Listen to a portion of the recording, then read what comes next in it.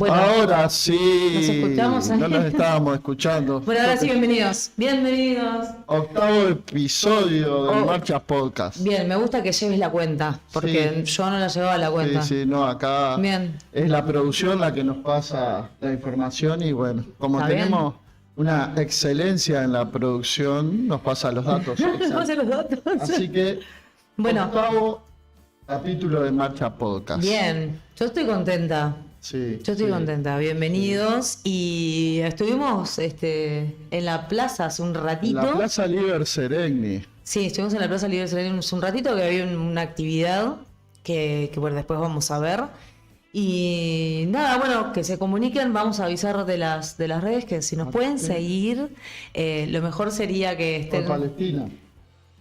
No, esperá, mezclamos. Ah, bueno. Sí, no, ahora después vamos a mostrar que estuvimos va. en la plaza, estuvimos por Palestina, sí, Ah. hay un movimiento y una juntada por Palestina que está buenísima. Del arte. Les vamos Ahí a va. mostrar, ahí hicimos unas entrevistas, también les vamos a mostrar todo lo Impecable. que hay un montón de actividades.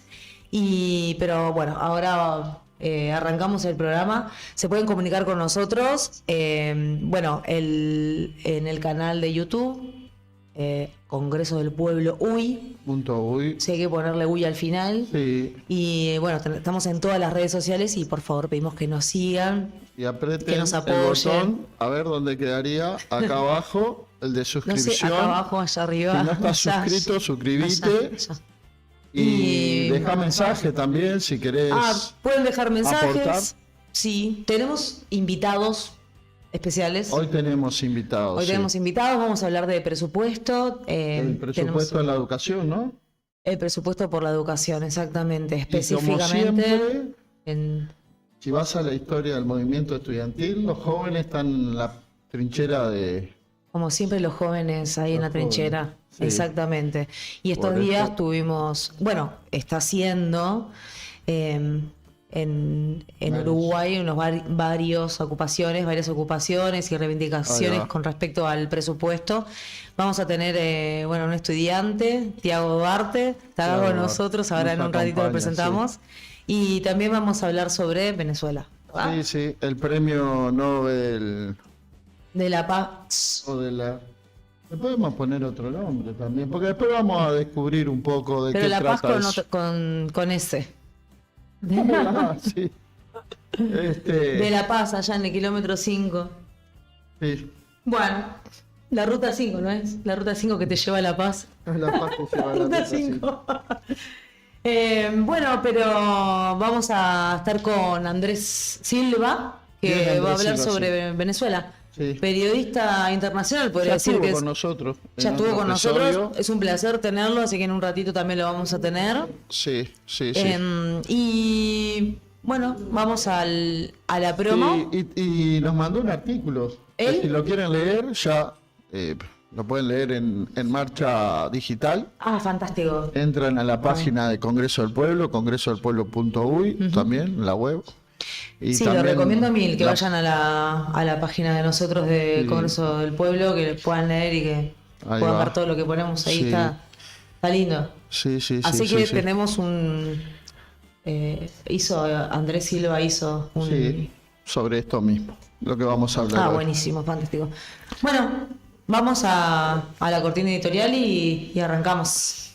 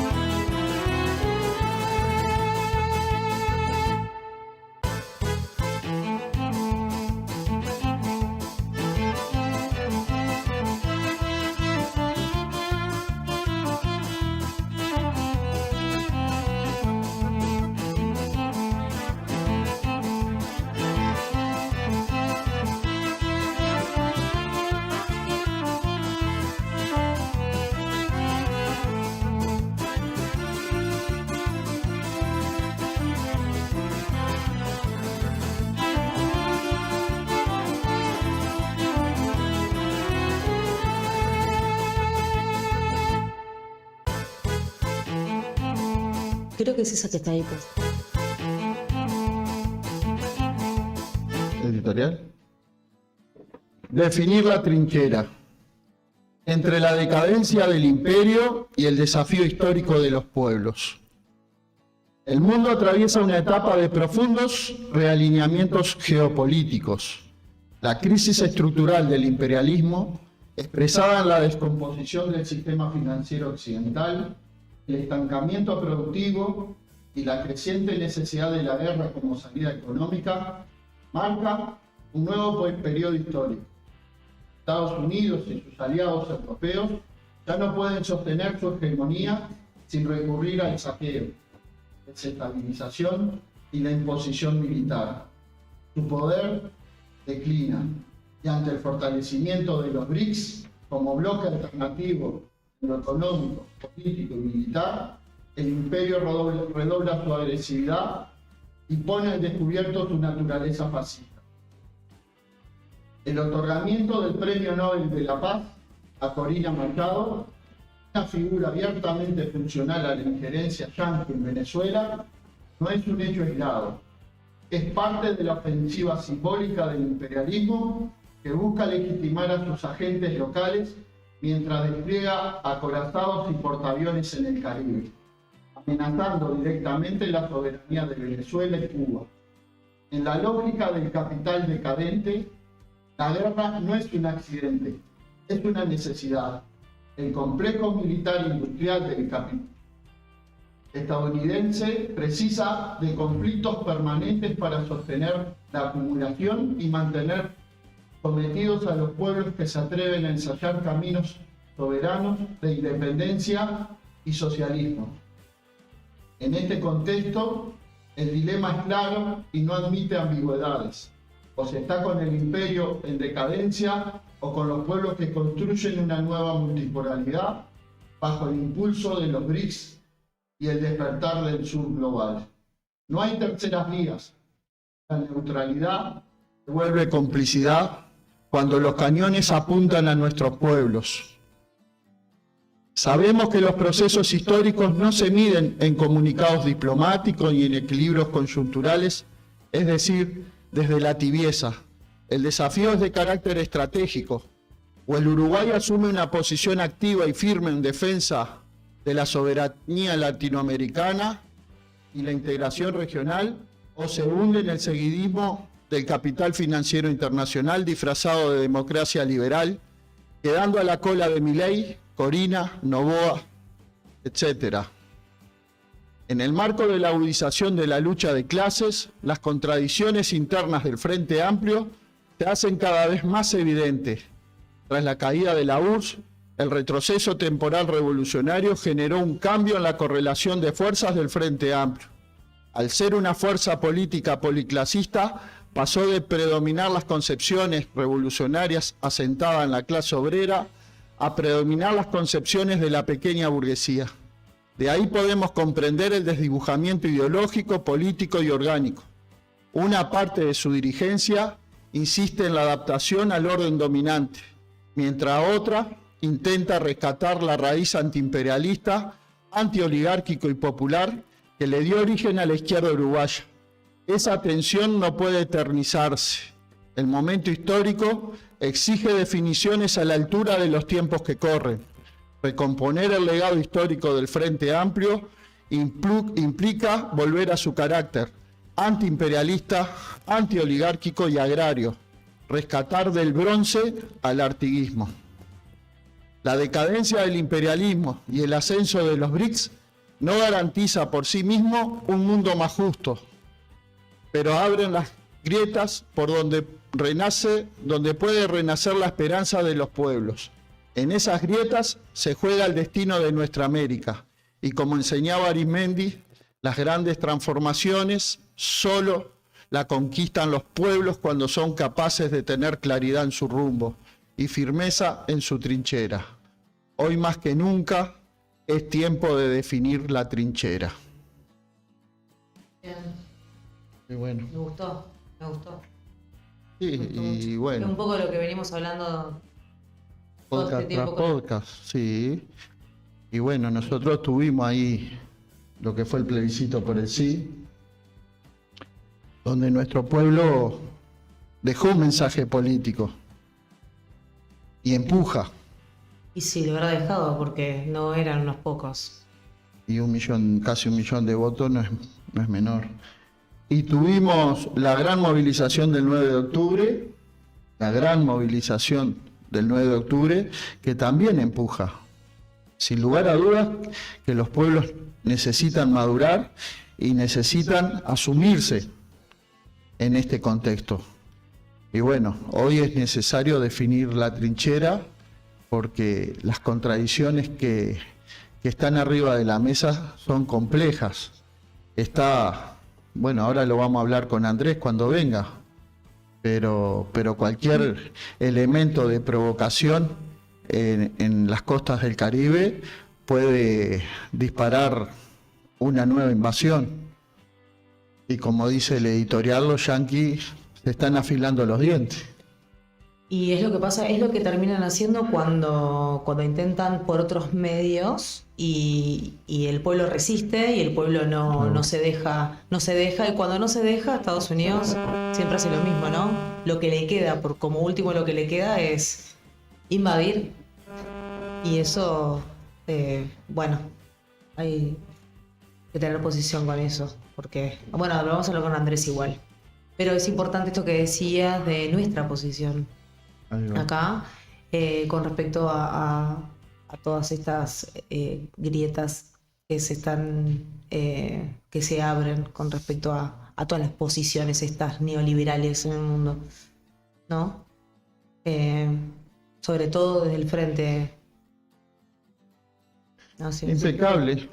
Pasamos a la promo y nos vamos a recibir al invitado que tenemos. Bueno. ¿O teníamos algo antes? Capaz que me estoy olvidando de antes. No, creo que íbamos a pasar, no sé cómo estamos producción con el tema de, bien, las entrevistas que hicimos en esta actividad que hicimos recién hace un ratito, bueno. Palestina, que siempre, como en todos los programas, siempre mostramos la situación de Palestina y demás, y justo se dio que estuvo artivismo, se llama. Artivismo, y en modo de introducción, dentro de las preguntas que le hacíamos a los que estaban ahí, la sensación es la misma que tenemos nosotros, ¿no? Este alto al fuego, bueno, si bien es positivo, para aliviar, está demostrando de que es un nuevo manto o un nuevo verso, ¿no? Pueden haber muchas cosas, pero siempre tienen que ver con algún beneficio que le haga a Israel, porque por un lado puede ser o una limpiada de cara, o bien eso de como nos comentaba la señora, que sí, también se sabe que para ellos también es un alivio, porque tienen que reunir sus tropas y también acomodarse ellos para continuar. No han parado en realidad, están tirando como siempre, así intermitentemente en algunos espacios. En el norte no dejan entrar comida, todavía no dejan entrar ningún tipo de ayuda, y lo que está haciendo es dejando entrar cada tanto algo de camiones, pero no están recibiendo para nada, están cumpliendo con ese pacto que se había firmado, ¿no? Eso es así, eso es un hecho. Y los que conocemos sobre todo toda la situación y la coyuntura ya sabíamos que eso no iba a pasar. Lo que pasa que es difícil que acuerde el tiburón y la sardina, ¿no? Es difícil. Es difícil que acuerde. Hasta que Palestina no sea un estado libre, soberano, independiente, si la ONU, si el planteo de Petro, que las Naciones Unidas conformen un ejército militar e intervengan, va a ser difícil, porque si el tiburón es el que ha tenido el mundo hasta ahora con respecto el tiburón tiene que decidir la paz, ¿no? No, todo lo contrario. Ya sabemos que ellos tienen sus planes en Gaza, ya lo vimos lo dijeron abiertamente y vamos para ahí, vamos a ver qué dice la gente. Ahí va. Es una actividad que se está haciendo con diferentes colectivos. Están vendiendo un montón de cositas muy lindas. Acompáñame que le vamos a mostrar las cosas lindas que están vendiendo, que es todas van, lo ganado se va para Palestina, para ayudar a los palestinos. Y tenemos así como cuadritos, son muy lindos. Vamos caminando un poquito más rápido. Porque hay tanto para mostrar. Ay, me encanta, el Jandala, mirá qué lindo. No, el arte que hay por Palestina es hermoso. Y bueno, este puesto también, vamos a hacerles también preguntas a las personas. Hola, ¿cómo andan? ¿Andan bien? Artivismo por Palestina. ¿Qué piensan ustedes de este acuerdo de paz que se firmó en Palestina, entre los palestinos y los israelíes? ¿Qué es lo que están? Bueno, pensamos que que era importante en el sentido de que iba a ser un cese al fuego, porque lo que están pasando está sin palabras.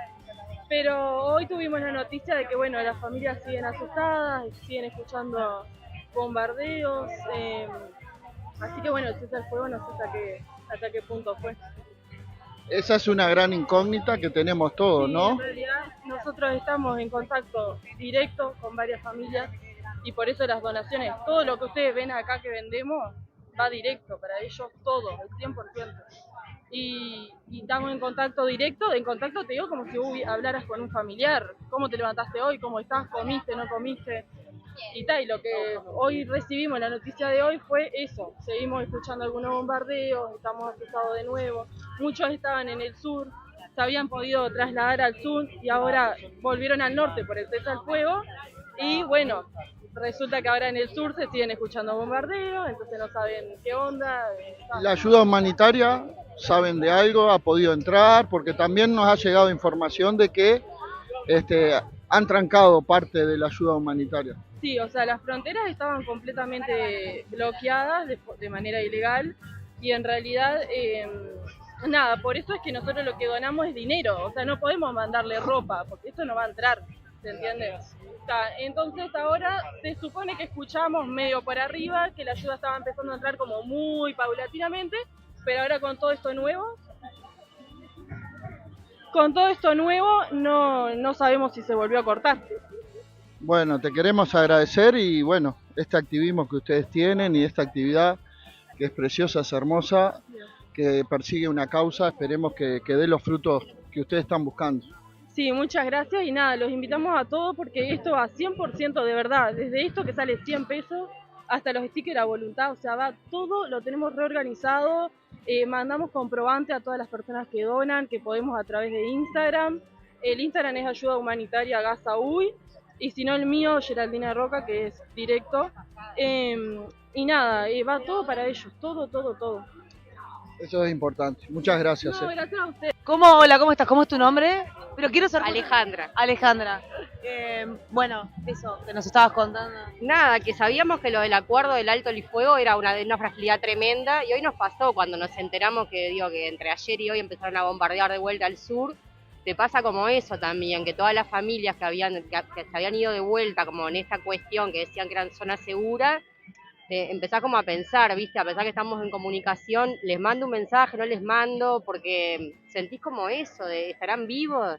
Y es tremenda en realidad la sensación, y eso es lo que a veces queremos transmitirle a las personas cuando hay mucha gente que yo entiendo, ¿no? Que dice, bueno, pero ¿cómo hacen para mandarle la plata? Y sí, se fue buscando la forma con ellos, la plata llega, y realmente ellos nos dicen hasta el día de hoy que mucho de lo que llegó desde este colectivo los ha sustentado hasta el día de hoy, y hay una frase que repiten siempre que nos dicen, no conocían Uruguay, por ejemplo, mucho, ¿no? Empezaban a conocerlo por esto, y una de las cosas que nos dicen es su pueblo ha hecho mucho más de lo que han hecho nuestros hermanos árabes, porque se sienten muy abandonados Es que si no fuera por esa ayuda que era como de personas normales, comunes y corrientes, no les llegaba porque no tenían, no podía entrar la ayuda humanitaria, estaban bloqueados.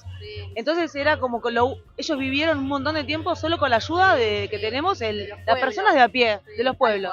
Y bueno, y creo que eso me parece que es súper rescatable. Hoy escuchaba, por ejemplo, a Ada Colau de España, que fue parte de la última flotilla, y ella decía que lo que no tenemos que dejar también que nos pase esto que a veces decimos, la movilización de los pueblos del mundo ha logrado también visibilizar el tema, y bueno, y hemos sido los pueblos, los de a pie, lo que hemos logrado también que Palestina, Gaza, Cisjordania esté hoy ahí en la palestra, ¿no? De lo que quisieron tantos años, porque digo, La presión del movimiento que hubo alrededor del mundo. Tal cual, y creo que eso es lo que tenemos que estar clarito, y cuando a uno se cae, pues a veces nos caemos porque es muy fuerte todo esto, bueno, que el otro se va fuerte y que siempre haya, y tal, creo que es eso lo que tenemos que concientizar y seguir charlando con la gente, ¿viste? Con el que te encontrás en la calle, con el vecino, con tu familia, porque pasan todos los ámbitos, digo, tal, ellos tienen todos los medios, lo sabemos, y bueno, y es muy difícil, pero creo que se ha logrado, y bueno, y a la vista está cuando se logran hacer este tipo de movilizaciones. Y no parar, ¿no? No parar. No parar y no caer en el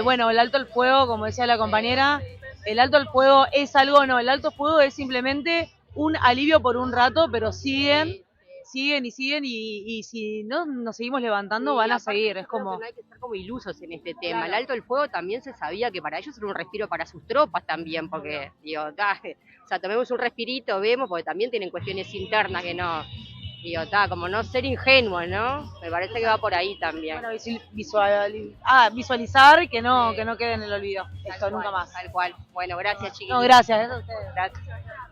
Muy bien, impecable, muchas gracias. ¿Cómo la... Y es claro lo que decía Alejandra ahí, ¿no? Sin duda que es lo que venimos hablando. Y bueno, el mundo seguirá levantándose contra el genocidio. Lo que decía es que no podíamos parar, porque justamente eso, nosotros sabemos que ellos no van a parar, entonces nosotros no tenemos que parar. Y Lo poco que se ha logrado gracias a que los pueblos se han levantado. Claro. Entonces no podemos parar. Atrás de todo esto ellos tienen un proyecto y un cometido. Exacto. Ideológico y político hacia la zona que hoy conforma Gaza. Ya lo sabemos. Capaz que estaría bueno que venga el antropólogo mexicano en otro momento. En algún momento lo vamos a invitar hacer de unas vuelta. preguntas concretas para que, porque Diego, sabe tanto. Diego Fernán.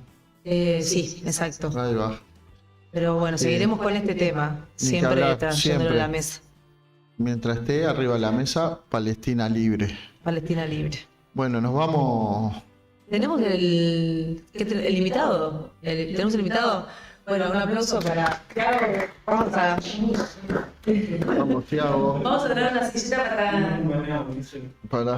vamos a hacerlo. Vamos a la promo. Vamos a la promo y vamos a volver con Thiago. Vamos a volver con Thiago, exacto.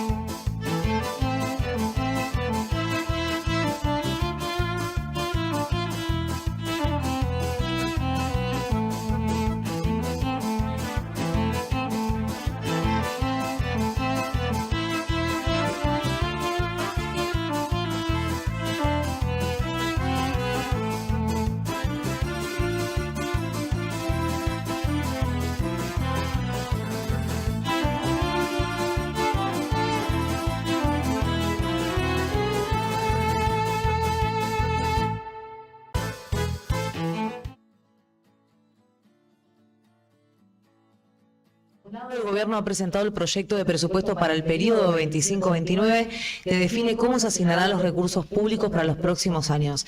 Y bueno, los estudiantes, por otro lado, de secundaria, de formación técnica, de centros docentes, están llevando a cabo ocupaciones en sus propios centros para reclamar una asignación presupuestal mucho mejor. Y bueno, ahora tenemos a Thiago Duarte, bienvenido. Ahí va. Por favor. ¿Cómo estás? No sé si se escucha, a ver... Sí, vamos a probar un poquito a ver si hablas. Hola, ¿se escucha? Si hablas un poquito más lejos, capaz que... Pues... Necesitamos presupuesto, así que pueden hacer una donación por la página. A tener otro micrófono. Sí, exactamente. ¿Cómo ya nos pusieron impuesto en Temu, así que... Hola, ¿cómo andan? Bien, bien. Bueno, y contanos, vos estuviste en la ocupación de Escuela Superior de Informática. En las dos ocupaciones, la Escuela Superior de Informática y lo que se llevó en la Escuela Superior de Comunicación Social, la que está por Buena. Y bueno, no, ¿Esa fue antes o después? Fue después. Ah, fue después. Sí, el mismo día que se ocupó de la Escuela Superior de Informática, se ocupó de la Escuela de Comunicación Social. Todo esto fue la semana pasada. Sí, la semana pasada, justamente. Bien. Y ustedes se habían propuesto hacer esta actividad, digamos, que era como la ocupación, o no sé si tienen algunas otras cosas más que querían hacer, pero siempre en marco del presupuesto, ¿no? De la reivindicación por el presupuesto. Sí, justamente se reivindica junto con el movimiento estudiantil, ¿no? El presupuesto para la educación pública del país. En marco del 6+1 se llevaron a cabo estas dos ocupaciones que también tienen que ver con las necesidades de cada centro, por más que esté el presupuestal, sino también con las problemáticas de cada territorio, ¿no? Ahí va. Y también están dentro de estas reivindicaciones lo que reivindica cada UTU, ¿no? Claro. O sea, claro, la lucha presupuestal va en general, pero también la lucha particular, ¿no? Que hay centros que están reivindicando laboratorios, ¿no? Espacios de esparcimiento, de gimnasia, donde todavía se mantienen centros de secundaria y UTU con lo edilicio todavía muy carente, ¿no? ¿Ustedes en ese sentido cómo están? ¿Qué es lo que están reivindicando en las distintas UTUs? Bueno, esto en realidad junto a este marco, ¿no? De la lucha presupuestal se ha reivindicado a nivel edílico, ¿no? Es decir, muchas UTUs están en una situación de infraestructura muy carente, los laboratorios, es decir, los espacios tecnológicos que también vienen de mano de la transformación educativa, que proponen más horas que en algunos casos se proponen laboratorios. No hay infraestructura para estos laboratorios, ¿no? Es decir, el CODICEM propone laboratorios, pero no existe la tecnología ni los espacios para que se geste esto. Vamos a cambiar de lugar, ¿te parece? Así te escuchamos mejor a vos que a mí, porque yo prefiero escucharte. Nosotros hablamos. Con las disculpas. Bueno, ahora andamos. ¿Sí? ¿Te parece? Capaz.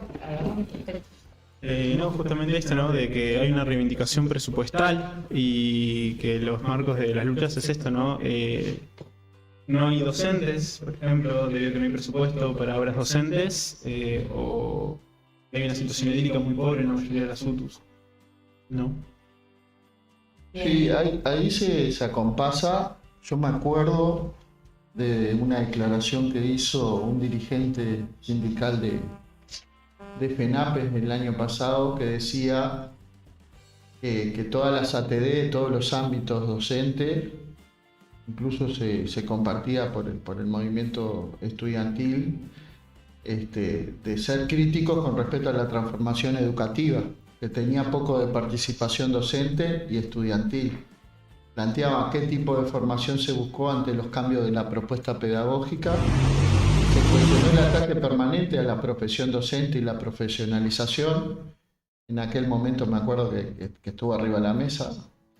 Y era en el marco del ajuste presupuestal, implicó no solo la rebaja de horas, sino la rebaja de grupos. Y esto es lo que vos traías ahora, ¿no? El tema de las horas docentes. Claro. En ese sentido, ¿este presupuesto recompone algo, no recompone nada? ¿Cómo la ven ustedes? Hoy en día en realidad se busca justamente esto, ¿no? Hay una situación donde no hay docentes o hay menos grupos, ¿no? Es decir, hay menos horas a elegir, pero con menos grupos se siguen llenando de alumnos. Entonces es muy difícil ahí tener una trayectoria docente y también los espacios entre docente y estudiante, que haces con grupos de 30 a 40 personas. Es imposible tener una trayectoria. Entonces lo que se busca es esto mismo, que se generen más grupos y con eso también más horas docentes. Y también el tema, me imagino que viene como aparejado de los cambios de la reforma educativa también, el tema de mover materias o sacarlas, o directamente sacar disciplinas completas. Exactamente. Lo que sucede en la educación técnico-profesional, ¿no? Sí. Es que muchas áreas se compactaron o dejaron de existir o están en proceso de estar descontinuadas, ¿no?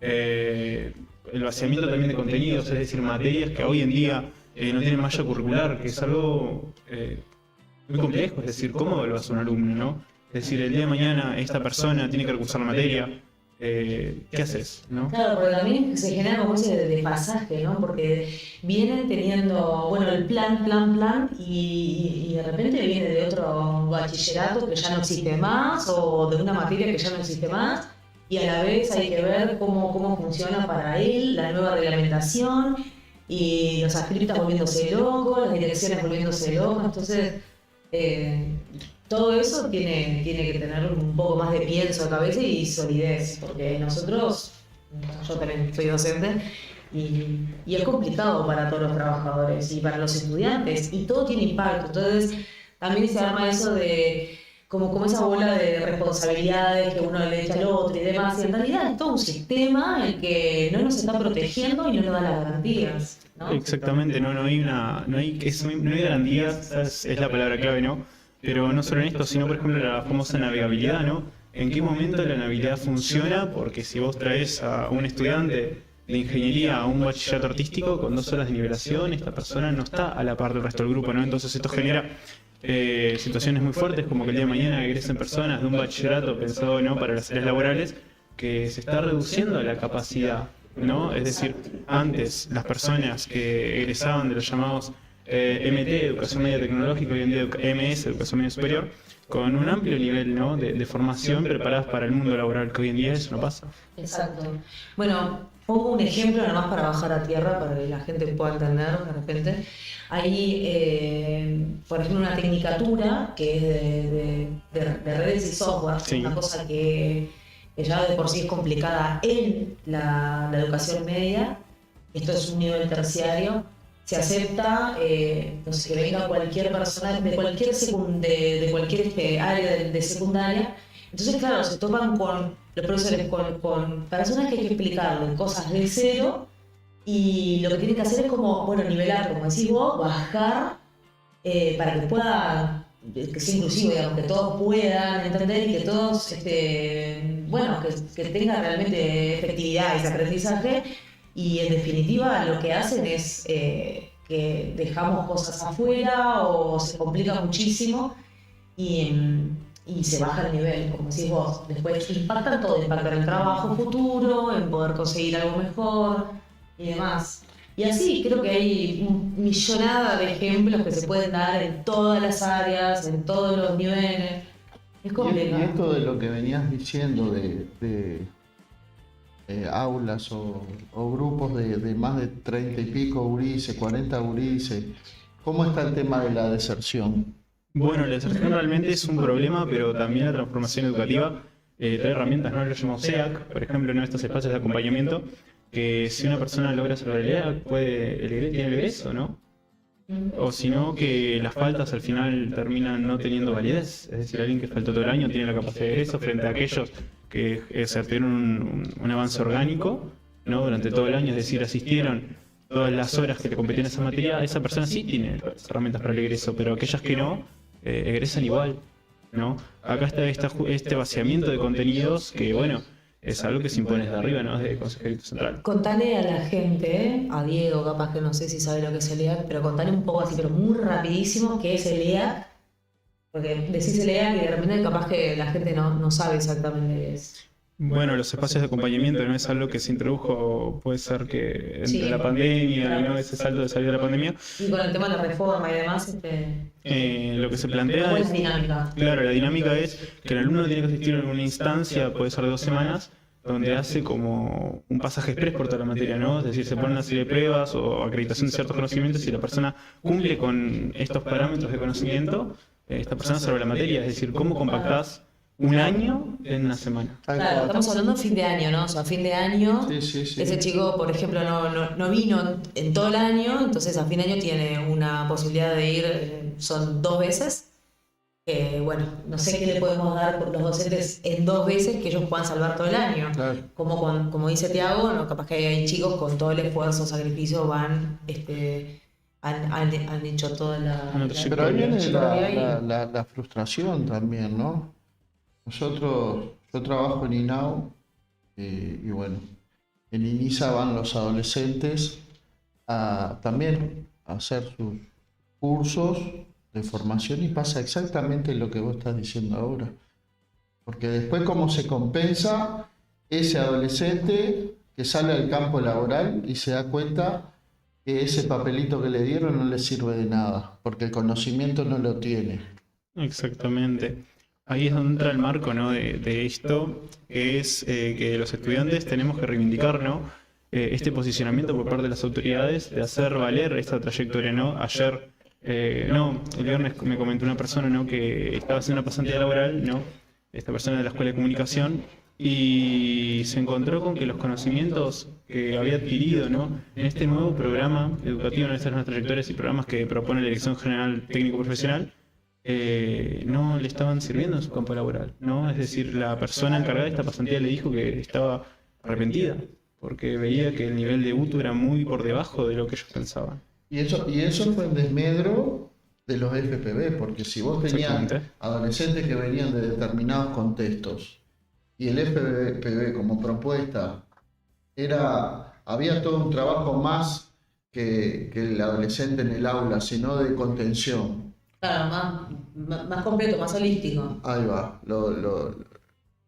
Bueno, el periodo anterior lo redujeron a su mínima expresión. Exactamente. Esa fue la idea, ¿no? Bueno, en realidad el Consejo Directivo Central, en conjunto con la Dirección General Técnico Profesional, ante los vaciamientos de los FPV, introdujo los centros María Espínola, ¿no? Estos centros que tienen como la finalidad, ¿no? de contener y acercar la pedagogía al estudiante. Realmente no es otra cosa más que una herramienta donde no se atiende realmente la problemática. Es decir, ¿qué haces si tenés gurises que pasan hambre en la casa?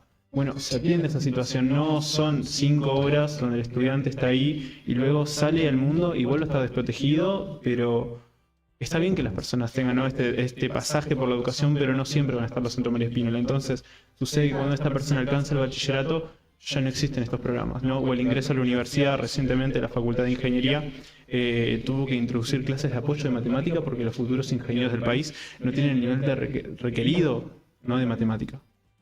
Sí, pasa incluso, bueno, en ese nivel de matemática y después en humanidades o en algunas otras de letras, que ingresan alumnos que no saben leer y escribir. Exactamente. No, o sea, correctamente como para un nivel universitario, ¿no? Que se espera y así así se va degradando todo, ¿no? Es como una cadena que tiene eslabones y que cuando se rompe uno empieza a romperse todo.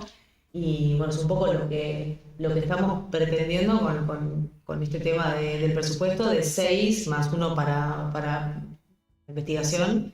Y bueno, también que ese presupuesto que se va a manejar, o no sé si se va a manejar, o no sé si vos tenés más información, capaz que yo, pueda reflejarse en todo lo que se necesita, ¿no? Exactamente, ¿no? Este pedido, por ejemplo, que hace la Universidad de la República es tener más horas docentes, es decir, tenemos grupos, por ejemplo, en la Facultad de Información y Comunicación con 600 alumnos, la Facultad de Ingeniería, por ejemplo, ya no da abasto, ¿no? Es una situación que se viene reiterando durante mucho tiempo y que es un gran problema para el egreso de los profesionales del país, y lo mismo sucede en todos los niveles de educación, ¿no? Bueno, se votó en el Parlamento, en el ámbito de diputados, el presupuesto.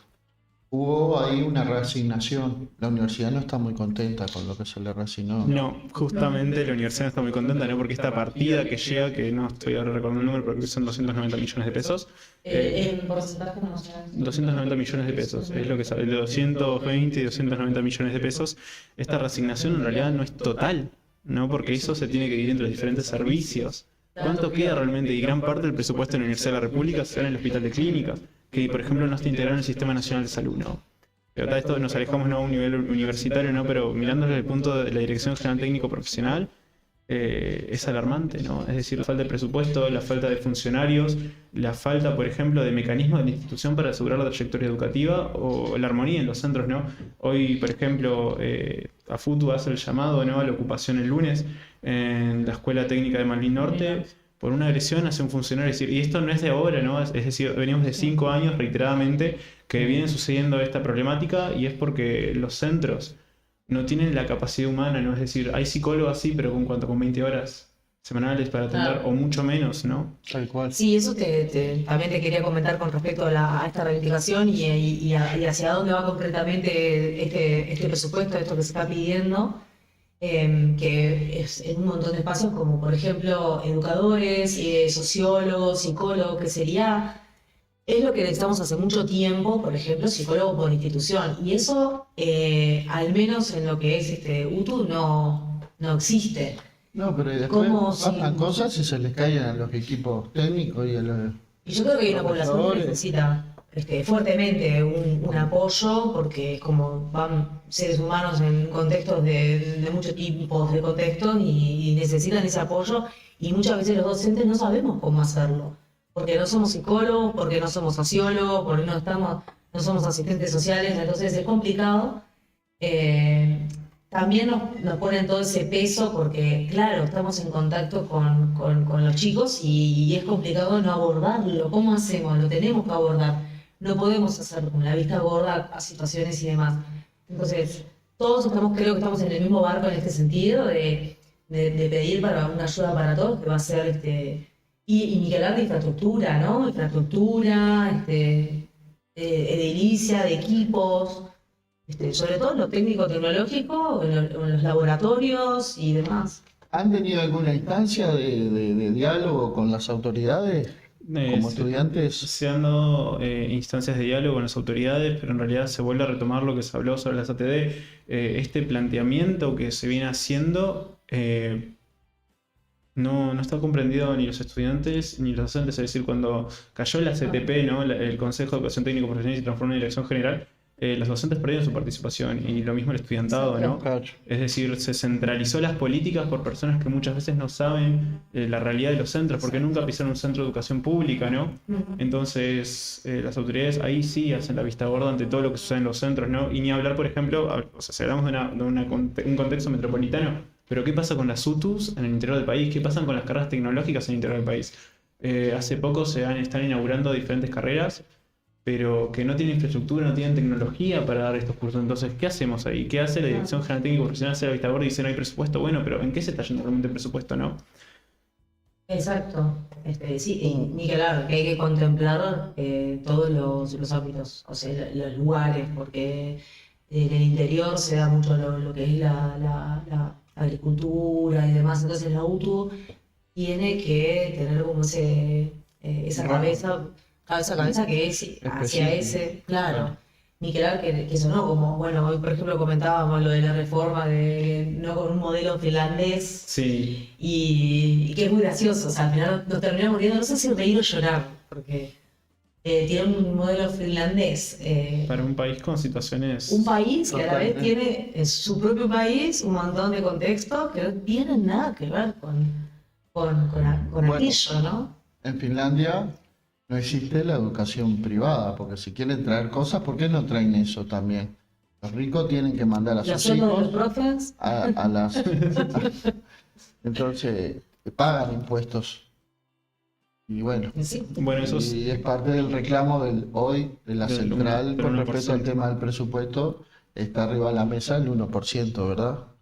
Que ahí sería, no resolvería, pero por lo menos tirar un... Permite aire, le permite permite respirar ahí va. a este sistema que se encuentra sumamente agobiado. Es decir, sigue aumentando la matrícula. No que ese es un problema, sigue aumentando la matrícula, pero venimos manteniendo el mismo presupuesto hace muchos años. Entonces, ¿cómo hacen las diferentes instituciones para actuar ante cada vez mayor matriculación, ¿no? Es decir, históricamente la UTU trabajó en territorio, ¿no? La UTU se creó para ser la escuela de la mano obrera del país, pero ¿qué pasa cuando el propio país le da la espalda a la mano obrera, ¿no? Es decir, que antes vas a la UTU porque no sabes otra cosa que sea un oficio, y hoy en día la UTU es todo lo contrario, ¿no? Es decir, hay personas que eligen a UTU por su capacidad de formación, pero eso es algo que tiene que cuidar el país, ¿no? Porque UTU es una herramienta para el país, ¿no? Exacto. Bueno, pero siempre se quiso, bueno, el gobierno anterior ya se sabía que quería desmantelar, porque eso lo que hace es hace tambalear a sus intereses, ¿no? Claro. Es así, cuantos más podamos ir a las escuelas o a los centros privados, empresa, mucho mejor. Claro. Mirá esa pancarta afuera, ¿de qué UTU es? Eso es el ESI. LESI, la Escuela Superior de Ah, Informática. ¿verdad? La plata está, ¿cuál es la prioridad? Ese está claro el mensaje de los gurises, ¿no? La verdad que sí. La plata existe, siempre existió la plata, ¿no? Es decir, ¿en qué se nos está yendo el presupuesto? ¿A qué apunta el país cuando habla, ¿no? De cuál es el presupuesto para pensar el país, ¿no? Es decir, pensamos en un país que apuesta por la innovación. Uruguay, por ejemplo, es algo muy sorprendente, ¿no? Nosotros pensamos en Uruguay como un país de vacas, pero exportamos mucho software, ¿no? Es Sí. decir, hay una gran mano de obra ahí y gran parte de esa mano de obra es pública entre la Facultad de Ingeniería y la Universidad del Trabajo. Pero, ¿qué pasa entonces si el interés está ahí? ¿Por qué la plata se nos va en abrir oficinas de innovación, por ejemplo? En otros países, ¿no? Citando el caso cuando se incitó por parte del gobierno a ofrecer con la ANI, ¿no? Una oficina de innovación. Bueno, ¿por qué toda esa plata que se está yendo por esos lados, por qué no viene a la formación de profesionales en el país? Y que tampoco es una fuga de cerebros por falta de instancias, ¿no? Es decir, hay muchas personas que se forman en nuestro país, pero eligen viajar al exterior o asentarse en el exterior por mejores condiciones salariales y de vida. O incluso de estudios, ¿no? Claro. Tal cual. Porque, claro, no se les da la oportunidad que debería tener. Y eso es verdad, lo de la mano de obra de software es impresionante. Creo que es una de lo que más hay en realidad. O por lo menos funcional de UTU. Exactamente, ¿no? Esto que yo traía a colación, que UTU forma grandes profesionales, no es mentira, ¿no? La gente muchas veces no sabe el gran esfuerzo que ponen los estudiantes y los docentes de la educación técnico profesional, y esto es muchas veces se ve con vista gorda, ¿no? Se piensa todavía ese pensamiento de antaño de que la UTU forma gente no para el campo solamente, pero hay grandes profesionales y eso se tiene que ver con el presupuesto, ¿no? Es decir, hay una gran cantidad de gente que elige UTU por su formación y por la experiencia que es UTU, ¿no? La anterior administración hablaba mucho del sentimiento UTU, ¿no? Esto que hablaba Juan Pereira, pero que realmente no era un sentimiento UTU, sino que era un vaciamiento de la institución, ¿no? Era destruir la institución desde sus cimientos, porque la UTU siempre estuvo presente en todos los rincones del país, desde los mejores hasta los peores, ¿no? UTU fue una herramienta, ¿no? De capilaridad social en llegar a todas las personas, ¿no? Porque siempre hay alguien que vos le preguntás a un estudiante y te dice en UTU, ¿no? Y la UTU fue la herramienta para llegar para mejorar en la vida, ¿no? Y es lo que propone este presupuesto, ¿no? Que no se corte la educación técnica profesional ni sea desmantelada. Está bien. Exacto. Sí, impecable. Yo Bueno, creo- esto por lo menos tiene para un rato más, ¿no? Ahora entró el presupuesto Senado. Exactamente.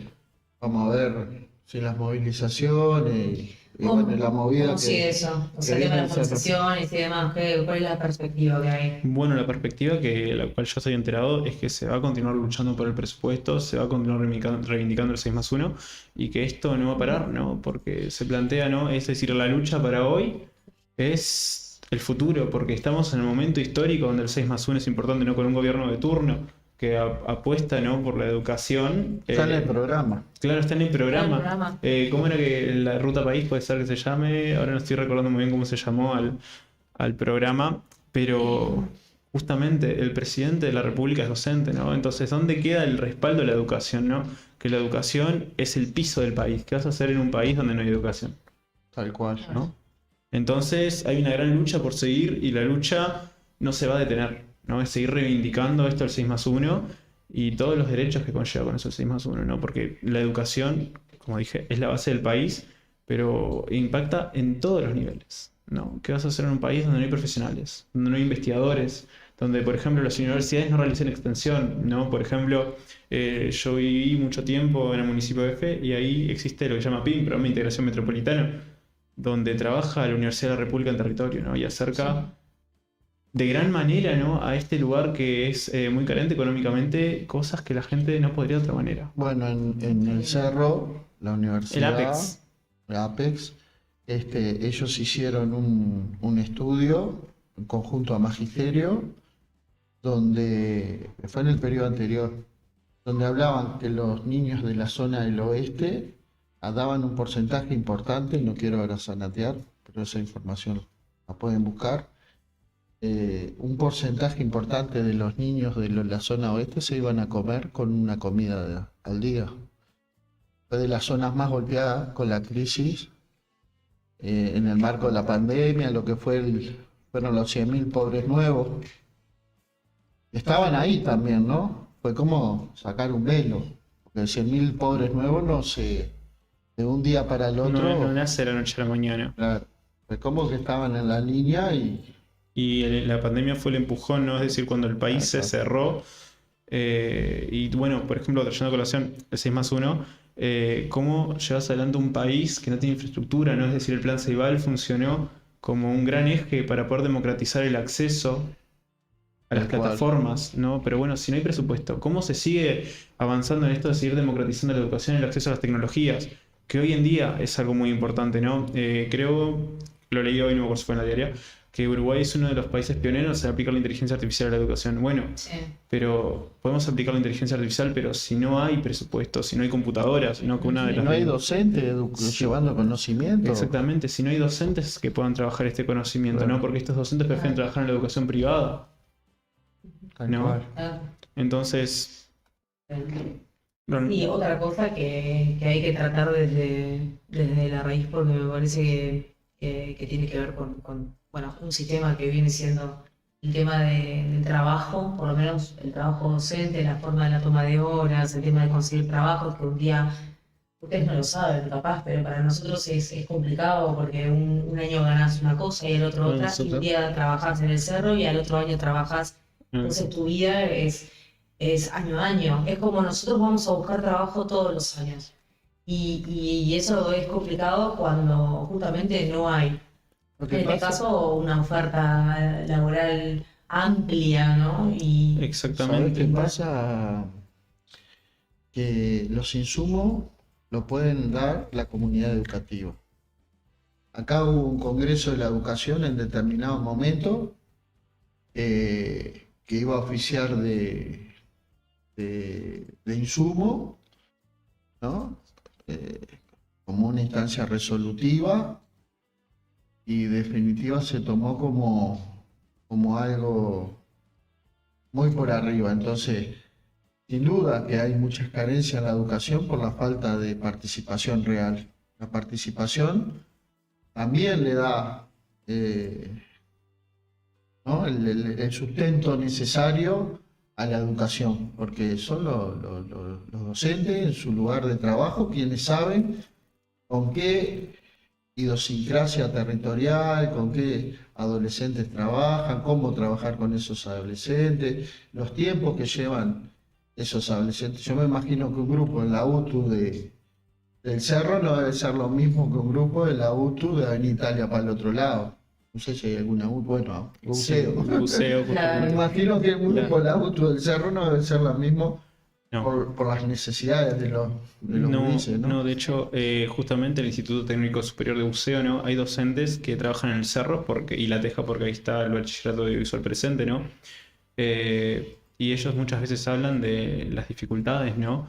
De que te encontrás realidades muy distintas, muy violentas, ¿no? Es- Pero sí, que deben ser mejor y peor en algunos aspectos, pero Exacto. en cuanto a las necesidades que hay que abordar y demás, como eso que yo te decía, de un psicólogo, de un equipo multidisciplinario que pueda abordar al chico o a la chica en todo su contexto.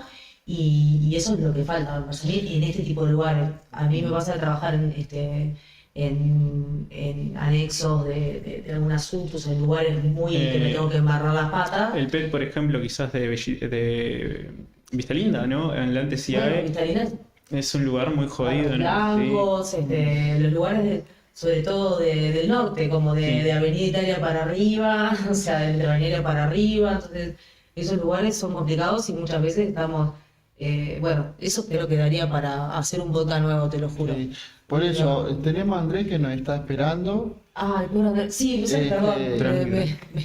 es Vamos importante escucharlo redondeando con a Tiago, Tiago. claro, Tiago. Es más, yo soy de la idea, y ya lo propongo, de invitarlo nuevamente en el marco de cómo vaya desenvolviéndose Vaya avanzando en... la lucha estudiantil en conjunto de los docentes Sí. y de la gente de la educación. Y bueno, para ir viendo cómo se va avanzando, si hay alguna señal importante que se logre en el marco de la lucha.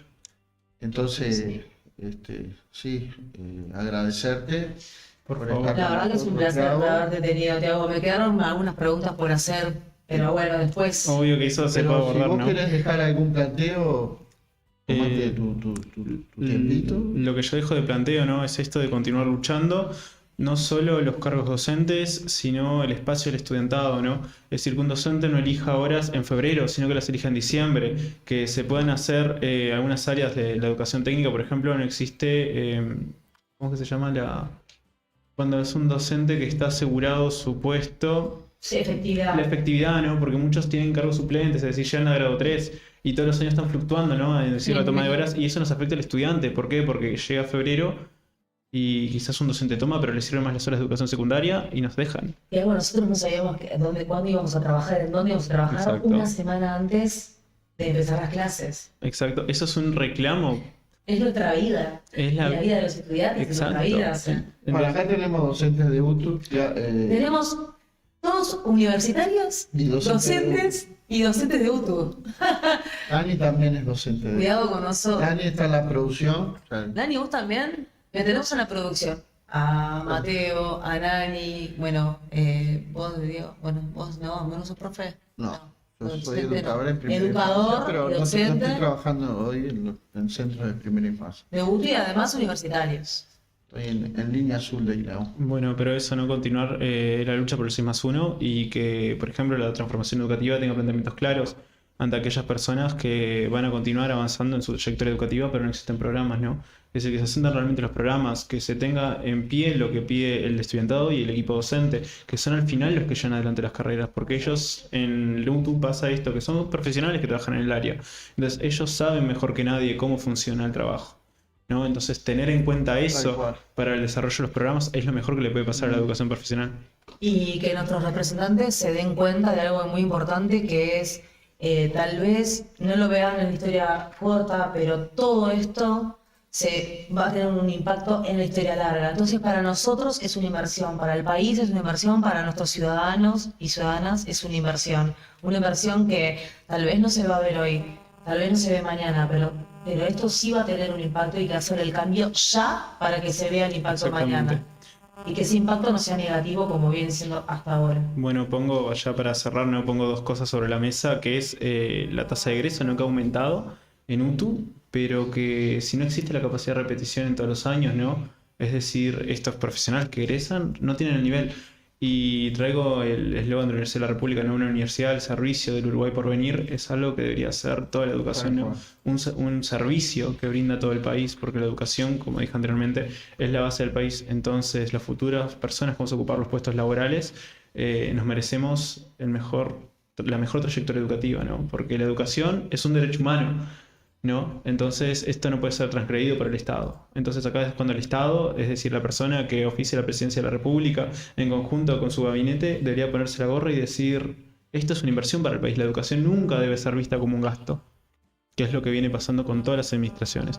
La educación es vista como un gasto, y la educación no es un gasto, es una inversión, como dijiste, para el futuro. Y que esta inversión para el futuro quede para siempre. Muchas gracias. Por favor. Tiago. Un Bueno, placer. gracias Tiago. Vamos a la promo y enseguida volvemos. Qué orgullo.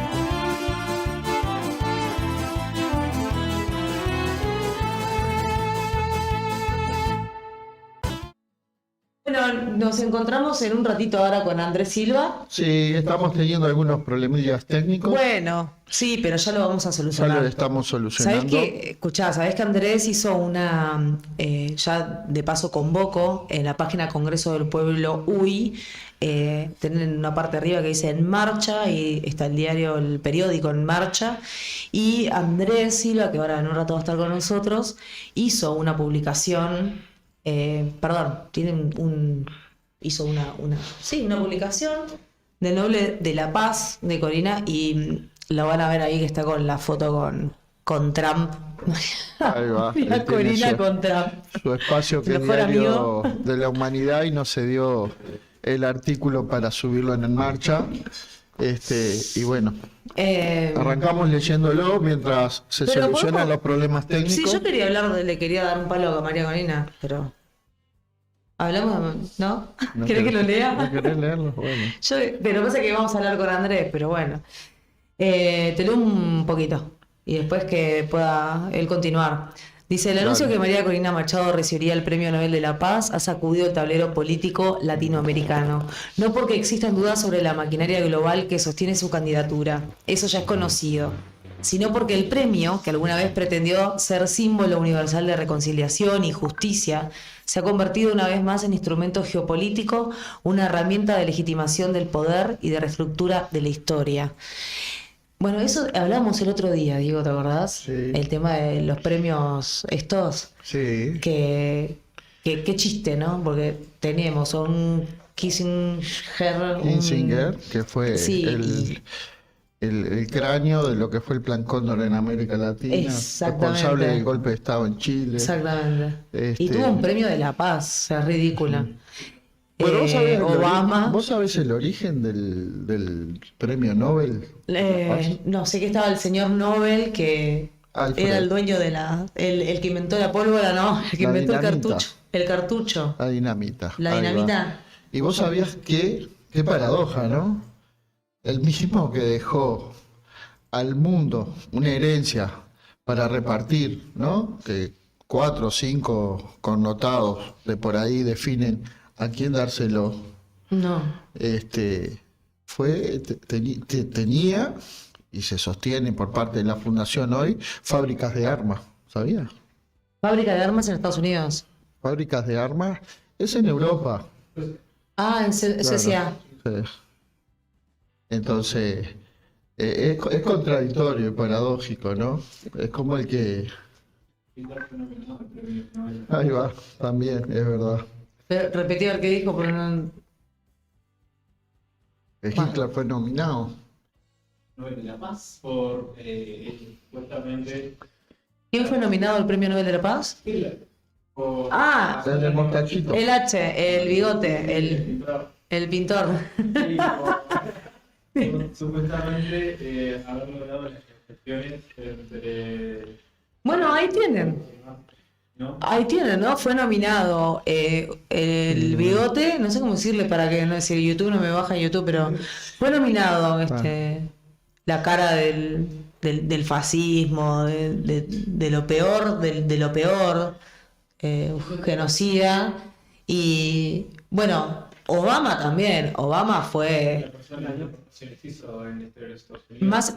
más exportaciones. No, de Más deportaciones, no, pero sí de deportaciones, y ni que hablar, pero bueno, destruyó Siria, lo dejó hecho cenizas, también. Y o sea, él llevó Obama dentro del discurso que tenía para llegar al gobierno, era que iba a incidir con las bombas nucleares, en ¿Sabés el que ganó el desarme premio? nuclear. No ganó, fue Y nominado, fue el que no más ganó. invirtió.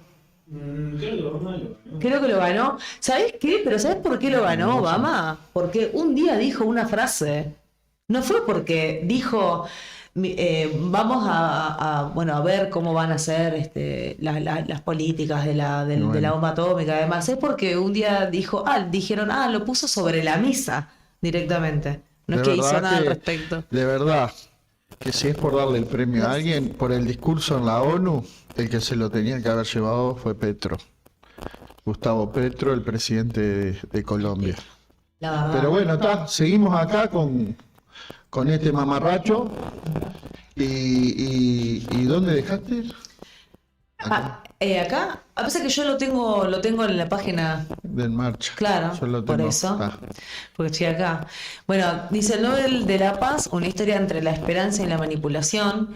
Alfred Nobel, el inventor de la dinamita, Mirá, acá está. dejó escrito que su fortuna, ahí va, esto mismo, debía premiar a quienes trabajaban por la fraternidad entre las naciones, la reducción de los ejércitos y la paz.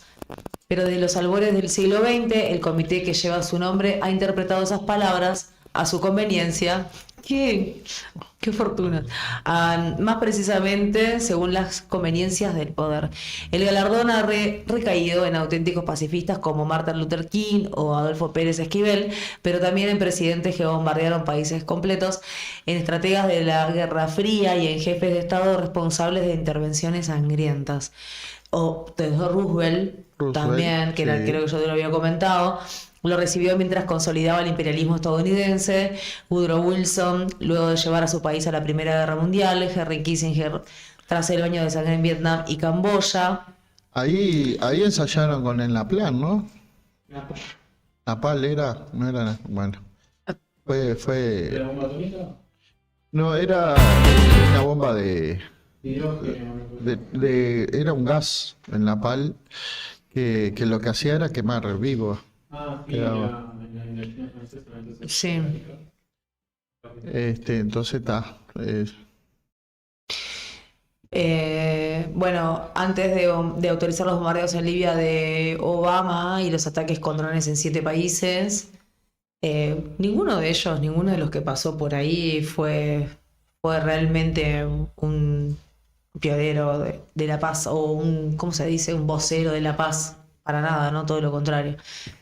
¿De qué paz, él dice, de qué paz estamos hablando cuando quienes la encarnan dirigen ejércitos, sancionan pueblos y destruyen naciones en nombre de la libertad? El Nobel de la Paz, más que una distinción ética, se ha convertido muchas veces en un premio a la obediencia geopolítica, un reconocimiento a quienes por acción o por omisión sirven a los intereses del orden imperial.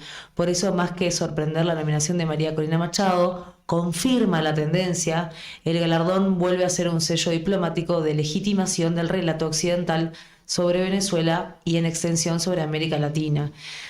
También lo había comentado, ¿no? Esto del don y contradón de Marcel Mauss, que uno, esa dinámica que existe en esos principios de dar, recibir y devolver, y que uno siempre tiene que, cuando da, espera recibir algo a cambio.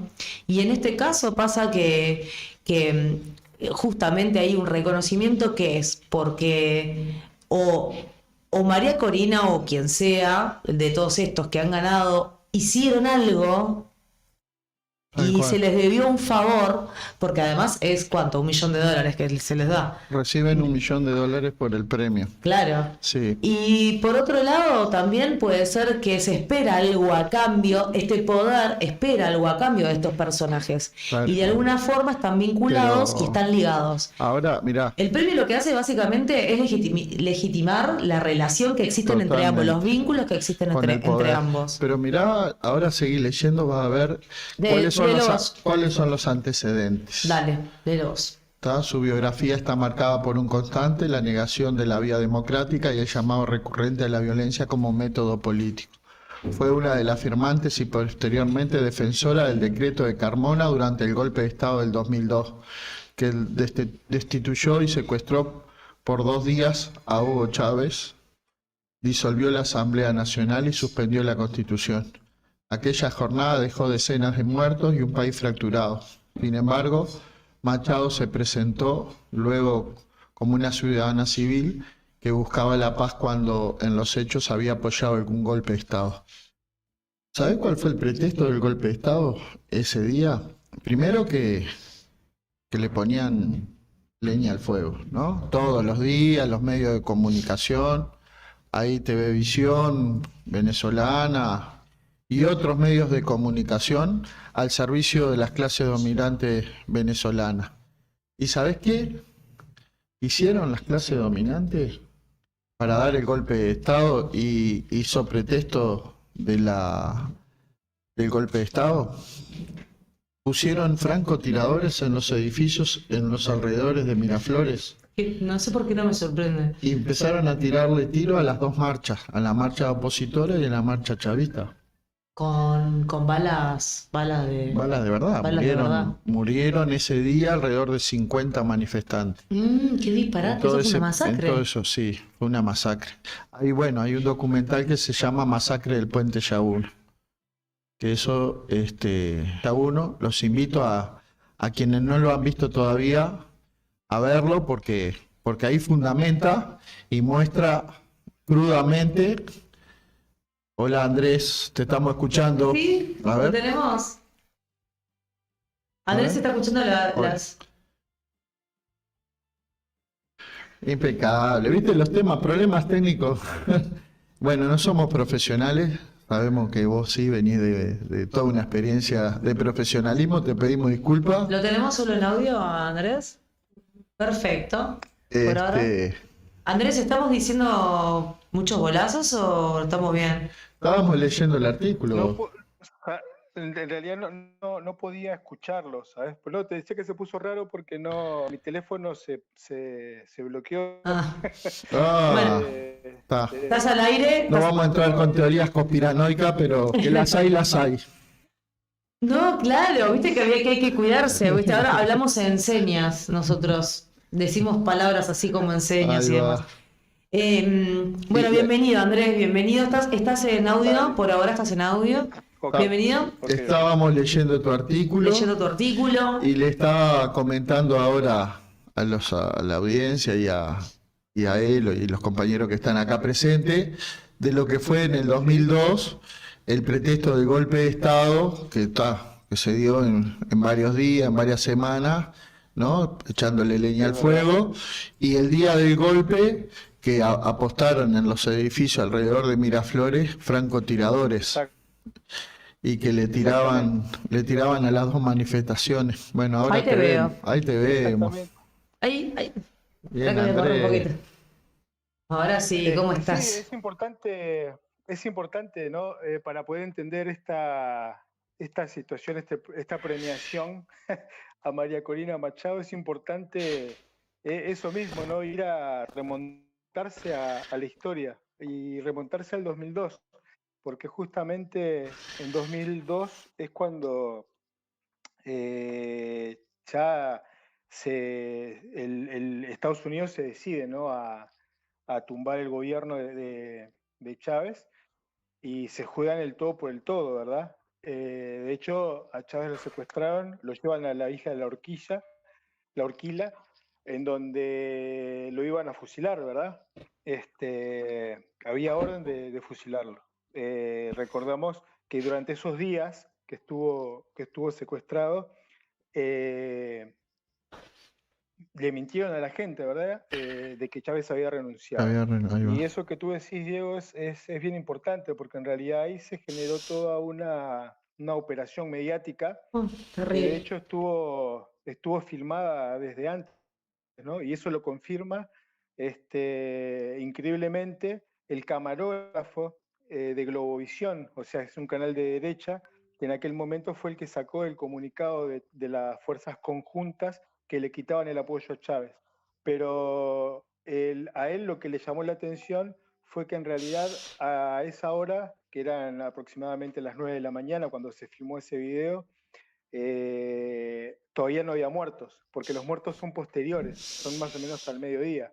Entonces ellos ya confirmaban que había muertos, ¿no?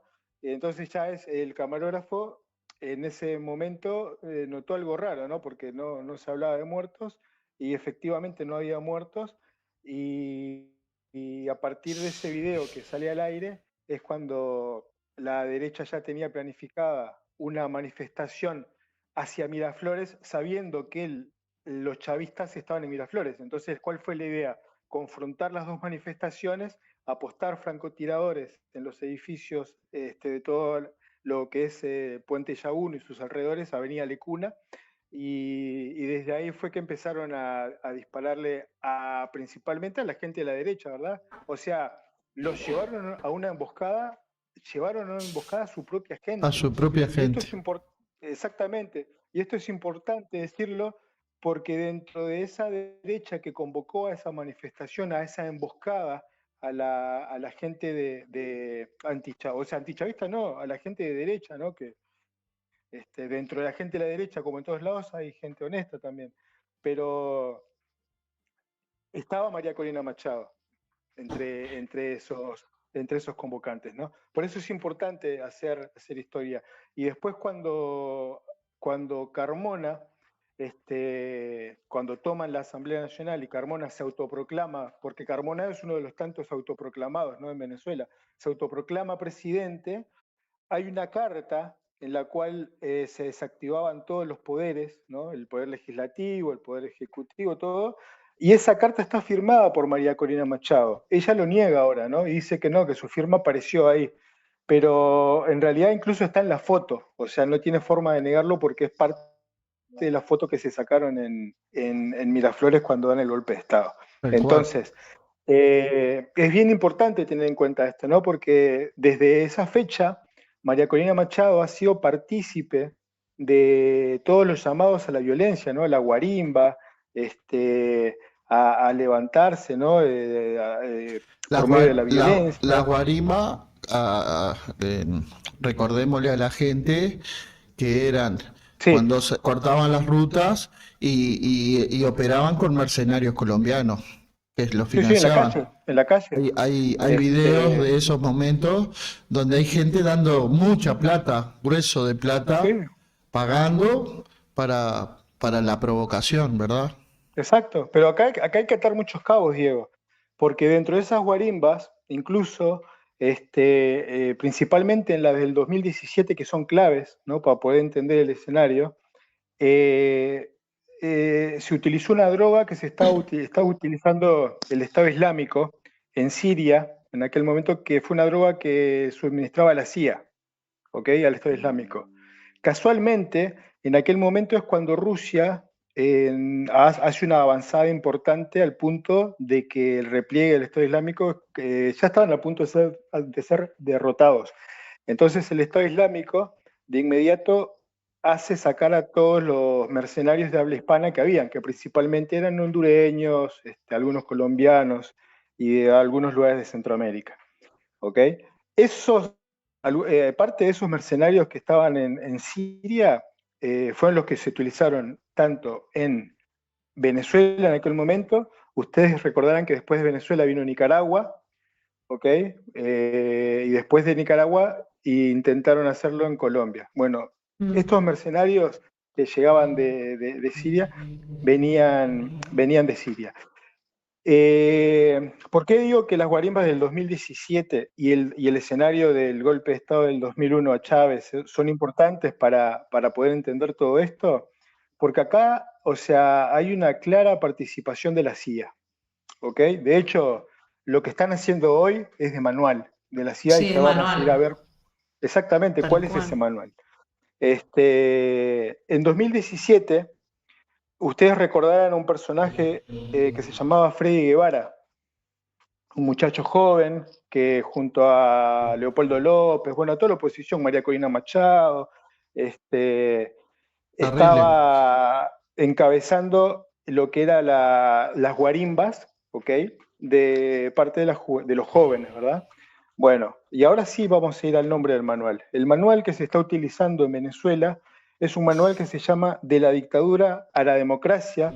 Es un manual que creó un ex agente de la CIA que es politólogo, se llama Gene Sharp, ¿ok? O sea que era Y ese literal. manual... O sea, literal, ¿eh? era literal, lo de manual era, y hay un manual. Sí, sí, hay un manual. Hay un manual, De hecho, era el manual literal. lo están siguiendo a rajatabla. Este manual se utilizó por primera vez en Birmania, ¿ok? Y después, Se adaptó. cuando se perfeccionó, no, se escribió para Birmania y después Claro. se perfeccionó en Serbia en el año 2000, ¿ok? Con el movimiento Optor, no sé si ustedes recuerdan que eran los de las No. manitos blancas en Ah. Serbia. Después se utilizó en Georgia en 2003, después se utilizó en Ucrania en 2004 y se utilizó en Egipto y Túnez en lo que se llamó la primavera árabe, ¿se acuerdan? O sea, esperá, porque vos sabés mucho, pero déjame que es mucha información para mí. O sea, vos decís que, claro, es un montón de información y la tengo que procesar, pero claro, obviamente que ellos tienen un manual que ha sido Sí. utilizado en diferentes, porque aparte nada que ver el contexto de un país con otro, la coyuntura, No. la cultura, o sea, absolutamente nada que Exacto. ver, pero tienen el mismo modus operandi en cada uno. Sí, Sí, sí. Porque justamente el manual habla de que hay que Eso. organizar a la población civil detrás de una reivindicación que parezca justa. Eso, ¿Ok? ponerse en Que siempre, contra. exacto, siempre la reivindicación va por el lado de los derechos humanos, ¿verdad? Claro, claro. Entonces, a partir de ahí, golpear los pilares fundamentales de la democracia, ¿no? Que son la educación, que son la salud, que es el trabajo, ¿no? O sea, Claro. y los poderes del Estado, ¿no? Golpeando esas columnas sistemáticamente, uno las desquebraja en algún momento, ¿verdad? Y después tenés algunos personajes que son muy funcionales a eso, como tenés un Milei, un Karina, Sí, claro, María pero Corina, mirá, y se les hace exacto, muy fácil, o sea, hacer eso también. exacto.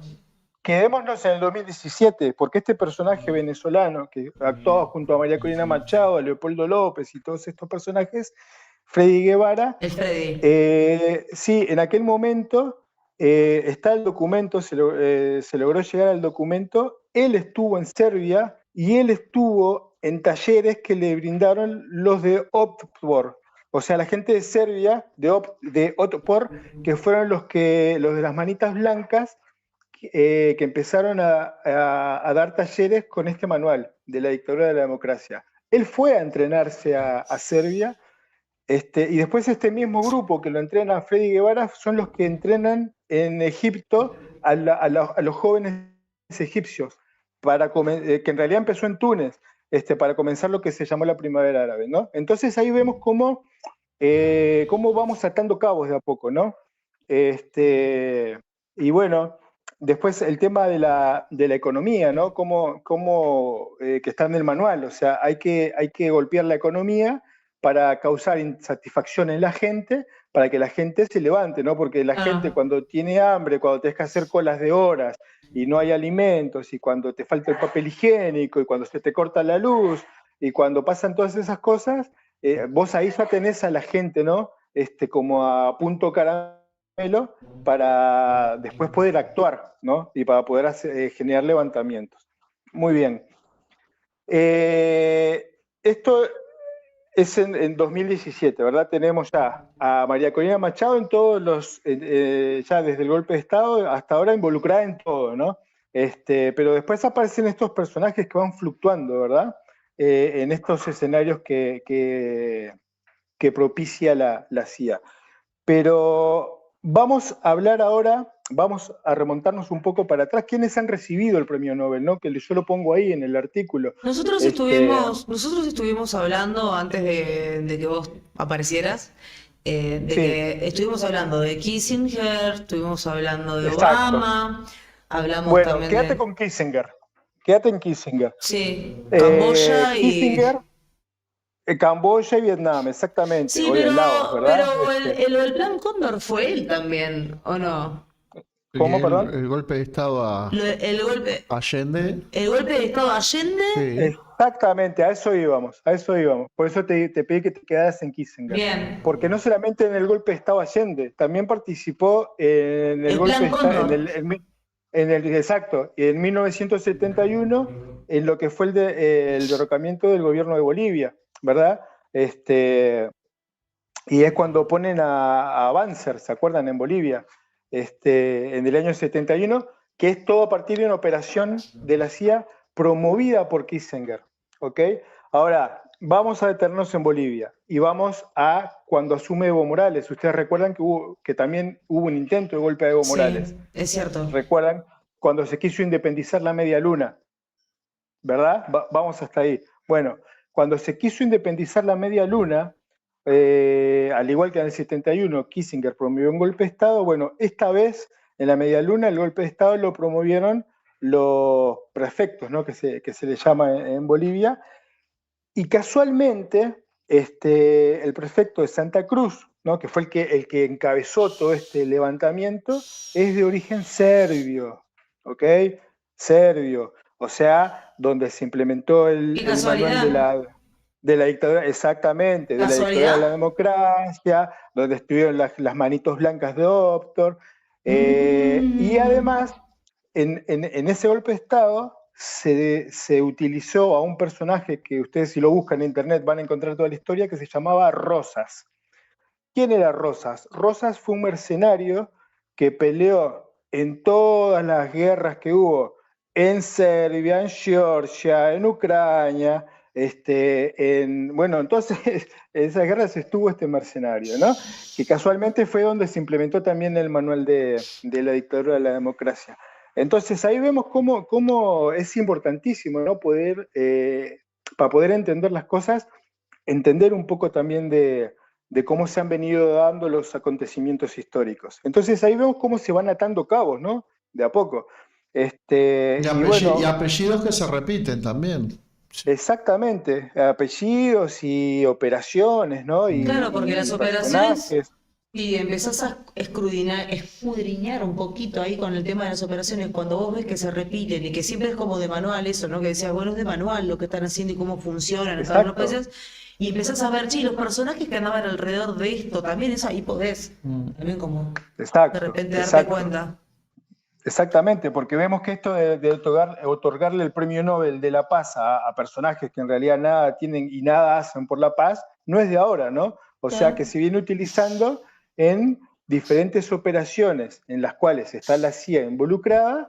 Pero, escucha, nosotros estábamos leyendo de tu artículo, que también se le ha otorgado a personajes que de repente sí se merecen el Nobel de la Paz. Y esto es una apreciación personal, pero para mí eso es como que le da legitimidad al premio Nobel. Ellos necesitan también poner de personas que sí, de repente se lo merecían para darle legitimidad al premio, porque si no, es que... Exacto. Pero bueno, sí, yo ahí en el artículo lo nombro a Martin Luther King, ¿no? Claro, por supuesto. Y a Adolfo Pérez Esquivel, o sea, que tanto hicieron por la paz de verdad. Claro, pero eso era necesario para decir, bueno, este premio de la Nobel, este premio que se llama Nobel de la Paz, es de verdad, mirá que sí, que cada vez que digamos que no, que le damos a alguien es de la paz de verdad. Ahora con lo de María Corina me parece que terminó, para ser un poco más concreto porque estamos con tiempos, pero esto como que terminó para nosotros, hoy, en este contexto, con todo lo que está pasando en el mundo, terminó de decir y de abrirnos los ojos y decir, bueno, pero... Listo, no, esto no tiene, pero nos pareció gracioso, yo no sé lo que me reí cuando me enteré. Pero aparte incluso, si vos lees la fundamentación del premio Nobel, ¿no? Desde el punto de vista técnico, no llega. No tiene ningún sentido, es simbólico. Claro, es político. No tiene ni pies de cabeza. Ni pies ni cabeza. El tema de esto, Diego, es que los buques, o sea, que están en el Caribe en este momento, son parte de toda esta operación de desgaste. Claro, es una operación de desgaste que está en el manual de DINSARF. Entonces, ¿qué pasa? Vos tenés a los buques en el Caribe, ¿verdad? Que no van a atacar Venezuela esos buques porque lo que están buscando en realidad es el desgaste interno y la psicosis de la gente, ¿verdad? Que está en Venezuela, que vive en Venezuela. Entonces lo que están buscando es un alzamiento interno, ya sea popular o ya sea de las Fuerzas Armadas, o sea, como diciendo, no, miren que estamos acá para apoyarlos. ¿Qué le da legitimidad a ese levantamiento interno en pos de la libertad y de la paz? El premio Nobel que se le otorga a María Corina Machado, que en definitiva la legitima, ¿no? Entre comillas, ahí desde la moral, ¿no? Y para los medios, en realidad. Sí, y yo le decía, también, antes que vos vinieras, que en esta dinámica de dar, recibir y devolver, que genera vínculos, porque ahora María Corina debe algo, debe un favor, o ellos le devolvieron algo a partir de ella, por eso lo que hace es generar ese vínculo entre ambos y tenerla a ella como el personaje que va a estar ahí y que la necesitan. Exacto. Ellos necesitan ese personaje. Miren lo que hizo el otro día, lo que hizo el demente de la Casa Blanca, ¿no? Donald Trump. ¿Y a qué voy? O sea, con todo esto que dijimos, ¿no? De las operaciones, fuimos a la historia. Bueno, él dijo claramente, y esto no se suele hacer, le preguntó a un periodista, pero en este momento ¿hay operaciones de la CIA en Venezuela? Y él dijo que sí, que las había autorizado. Pero ¿Ustedes escúchame, alguna vez? pero Andrés, pero a ver, esto que ha pasado con Palestina, que es mostrar un genocidio en vivo y en directo, también es un tanteo en el mundo para decir, a ver, hasta qué podemos hacer y lo que el mundo hace. Si esto que sucede a los ojos de todo el mundo, que no hay cosa peor que podamos ver como seres humanos, y vimos que nadie hizo absolutamente nada, ellos tantearon y dijeron, bueno, a ver hasta dónde podemos llegar y qué podemos hacer y qué poder tenemos. Esto es tantear Están tanteando, sí. el poder que tienen. Entonces, si eso se permite, ellos ahora no me llama la atención que hagan absolutamente nada de lo que hacen. A mí no me llama la atención. O sea, lo que le pido al pueblo venezolano es que por favor abran los ojos, que jamás dejen caer esto, porque ¿por qué llegan a este punto? Como yo le decía, digo, ¿por qué llegan a este punto de poner los buques y demás? Es por la resistencia que ha hecho el pueblo. Como no pueden entrar, no pueden, ya está, llegaron al punto máximo de decir, bueno, ¿qué hacemos? Ellos están agotando todos los medios y los quieren agotar. Entonces sigan ahí firmes. Exacto, pero dentro de todo esto que venimos hablando, en realidad, lo que digo, ¿no? Que Donald Trump sale en una conferencia de prensa diciendo que sí, que él autorizó una operación operaciones, en realidad, de la CIA dentro de Venezuela. Esto viene a confirmar todo lo que dijimos para atrás. ¿Okay? Primero, que la CIA esté involucrada. Segundo, que se esté utilizando el manual de Dean Sharp.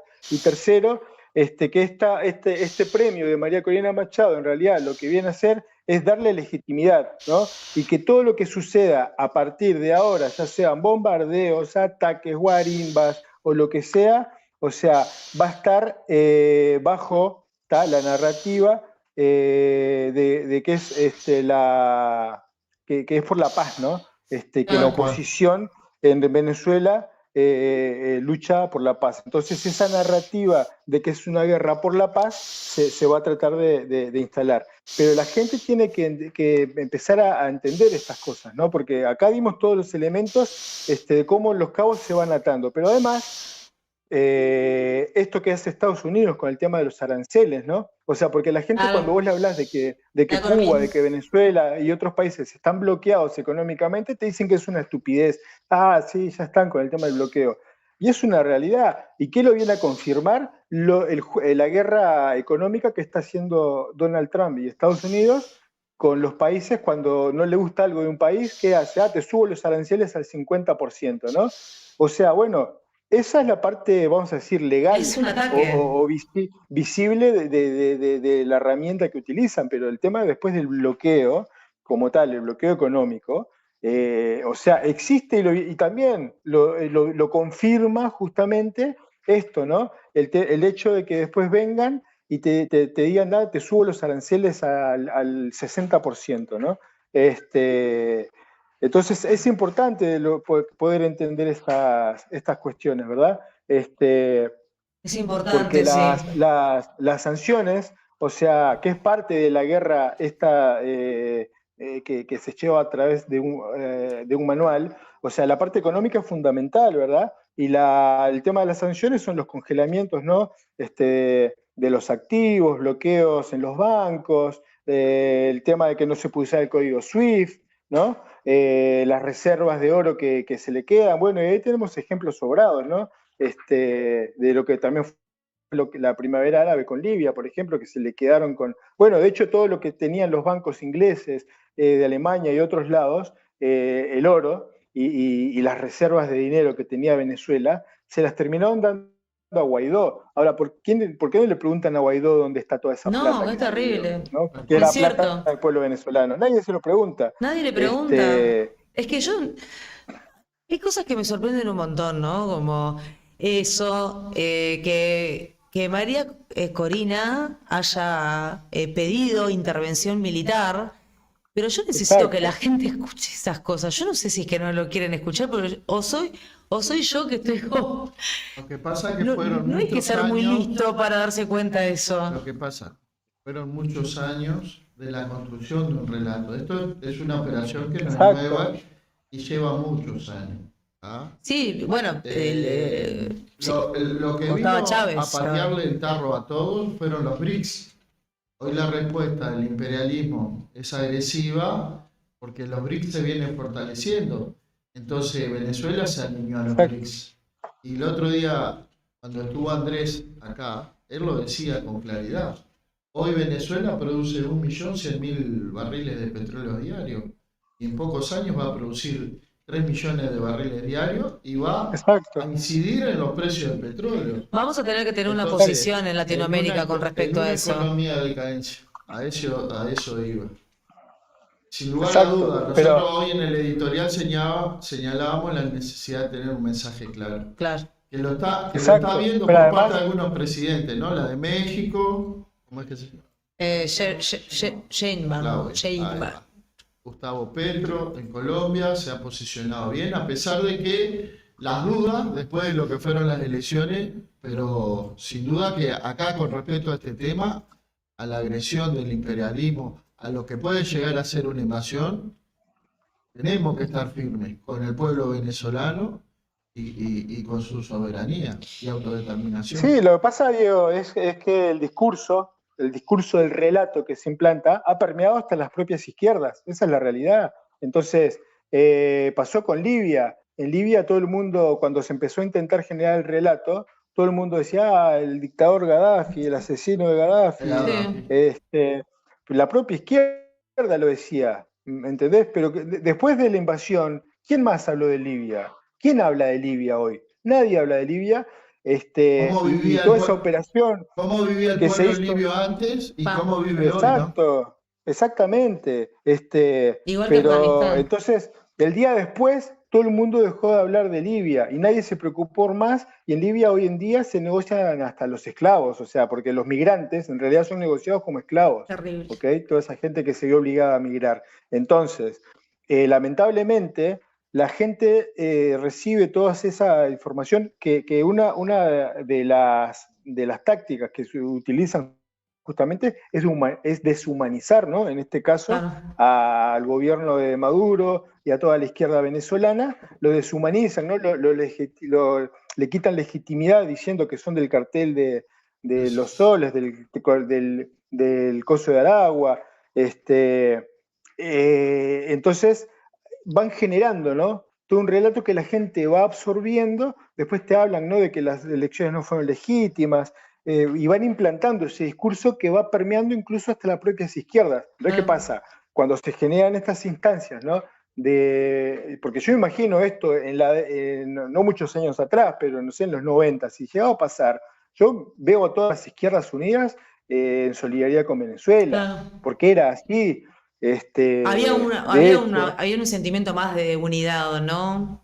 Exactamente, porque no estábamos tan permeados. El problema fue que el discurso fue calando tan hondo que, bueno, lamentablemente también a la propia gente de izquierda le ha llegado. Bueno, pero eso pasa en toda Lamentablemente. Latinoamérica, Andrés. Exacto. Acá también. Sí, Obviamente. sí, obvio.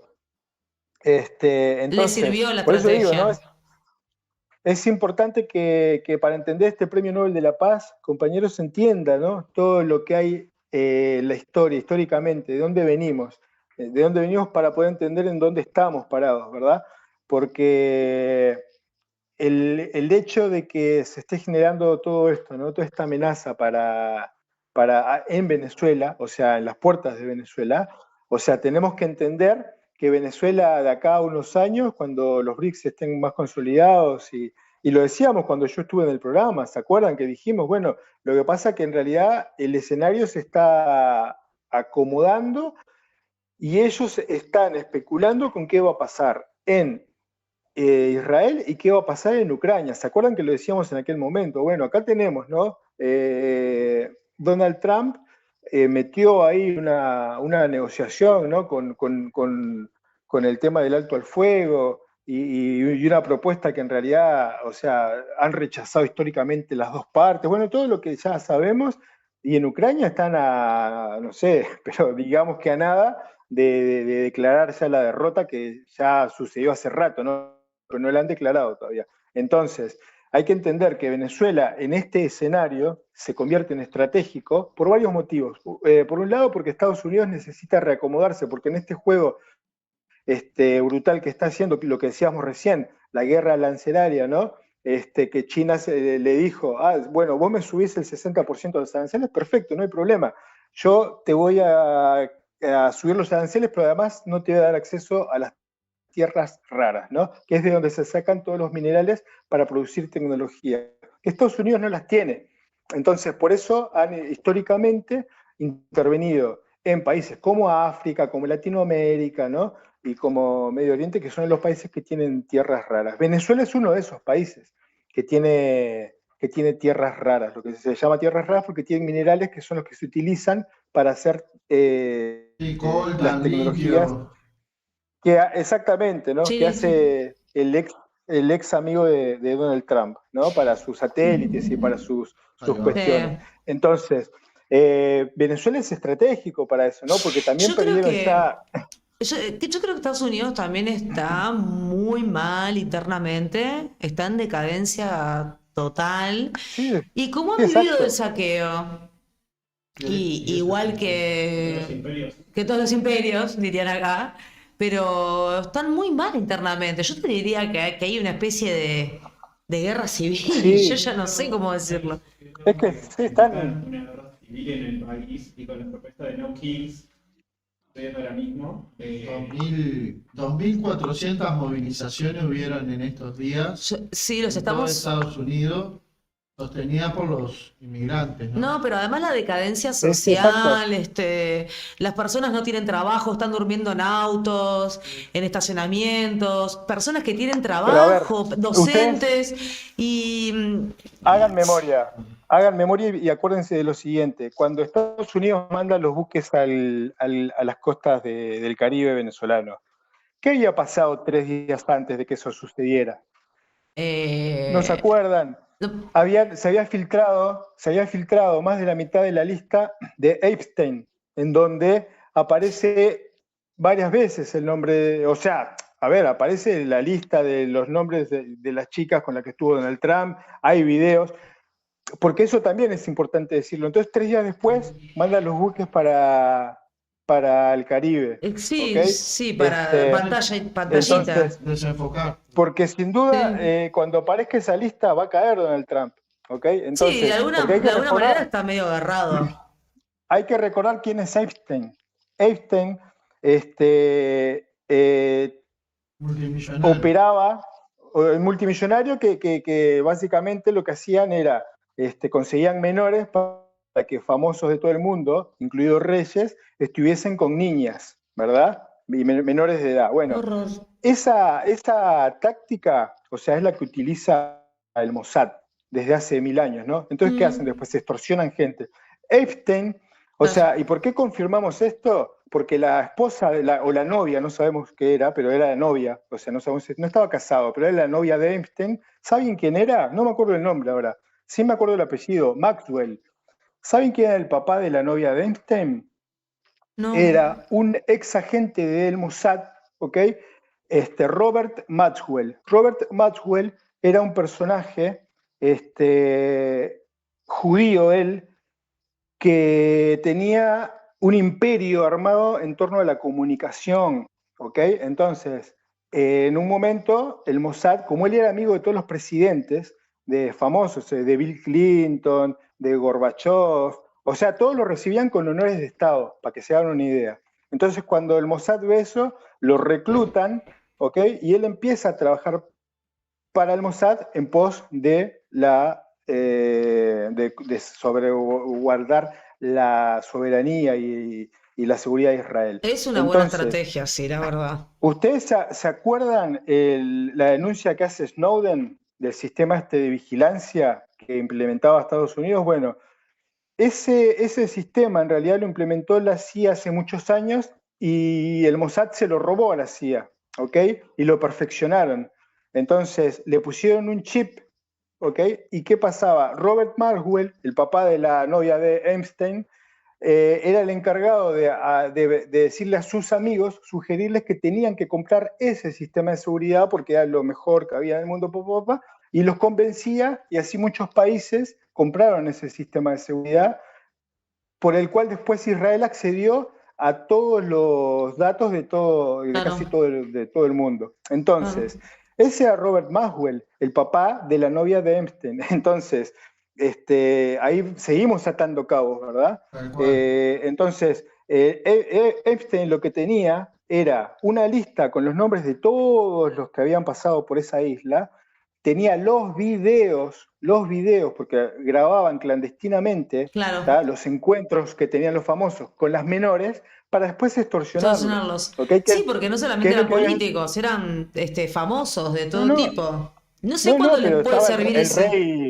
Estaba el rey, estaba Bill Clinton, estaba Donald Trump, el rey Andrés no sé cuánto. El príncipe de Andrés no sé cuánto. El príncipe, ahí va. Bueno, muchos. Pero entonces lo que debe estar sucediendo que el Mossad debe estar presionando ahora mismo a Donald Trump con ese material. Sí, está claro. Y van a utilizar ese material a medida que lo necesiten, ¿no? Bueno, a ver, la base de datos, claro. ¿Saben dónde se filtró la lista esa?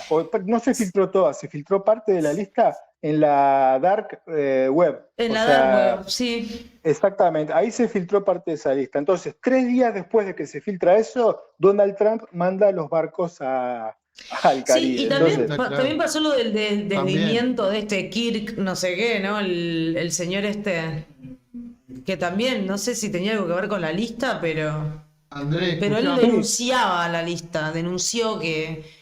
Vamos más... No fuimos. ¿Cómo está viviendo este proceso? Yo sé que vos tenés conversaciones diarias con los venezolanos.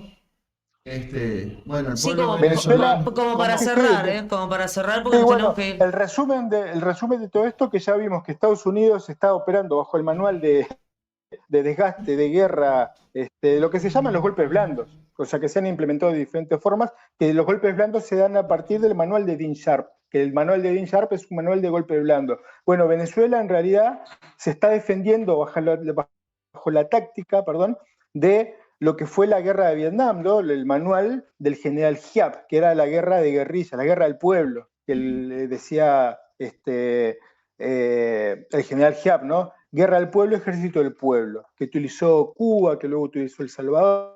Bueno, Venezuela está utilizando la misma táctica. En Venezuela tenemos el ejército, ¿no? Lo que son las Fuerzas Armadas bolivarianas. Las Fuerzas Armadas bolivarianas, y después tenés lo que son los grupos de lo que vendría a ser las defensas populares, ¿verdad? El ejército popular.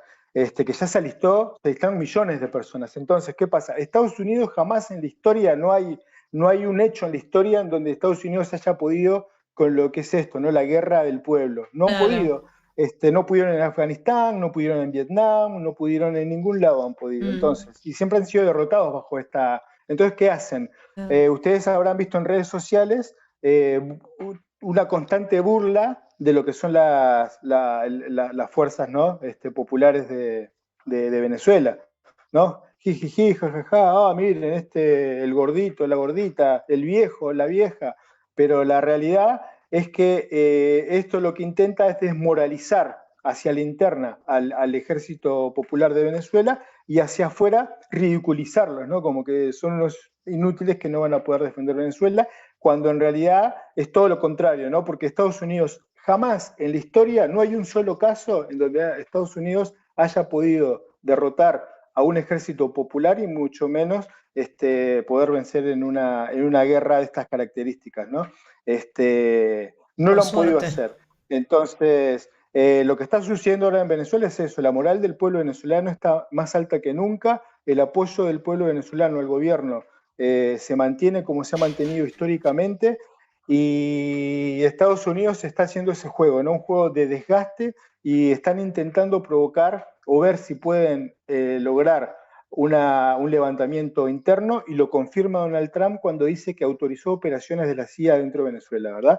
Pero la realidad es que el pueblo de Venezuela está con la moral más alta que nunca. Si ustedes ven las redes sociales, están haciendo su vida, congresos, ferias, todo. No se ve bien ahí. Todo. Mirá, la tenemos arriba nuestra. ¿Te gustó el videito que hicimos? Sí, estuvo muy lindo. Muy bueno. Entonces eso, la verdad que la realidad del pueblo venezolano, la versión real es que el pueblo está más Resiste. firme que nunca y Buenísimo. sí, y Nos están quedamos todos con eso. alistados. Andrés, Sí. y dos cosas, para decirle a la gente que a veces no se informa por la vorágine cotidiana, escucha algo en el informativo y lo digiere como si nada. Que se actualicen, Exacto. que en Venezuela no hay gente pasando hambre, que en Venezuela pudo resolver el problema de la producción de los alimentos con los propios venezolanos. En Venezuela, Exacto, y pero producto del bloqueo, bueno, genera algún impacto interno, pero que Claro. los venezolanos hoy están defendiendo la revolución bolivariana con dignidad, Exacto. Su con pueblo, su con soberanía. con fortaleza moral. Y bueno, Exacto. y porque es una revolución que contempla a la gente, y las comunas en las distintas zonas de Venezuela son las que han venido fortaleciendo todo este proceso, ¿no?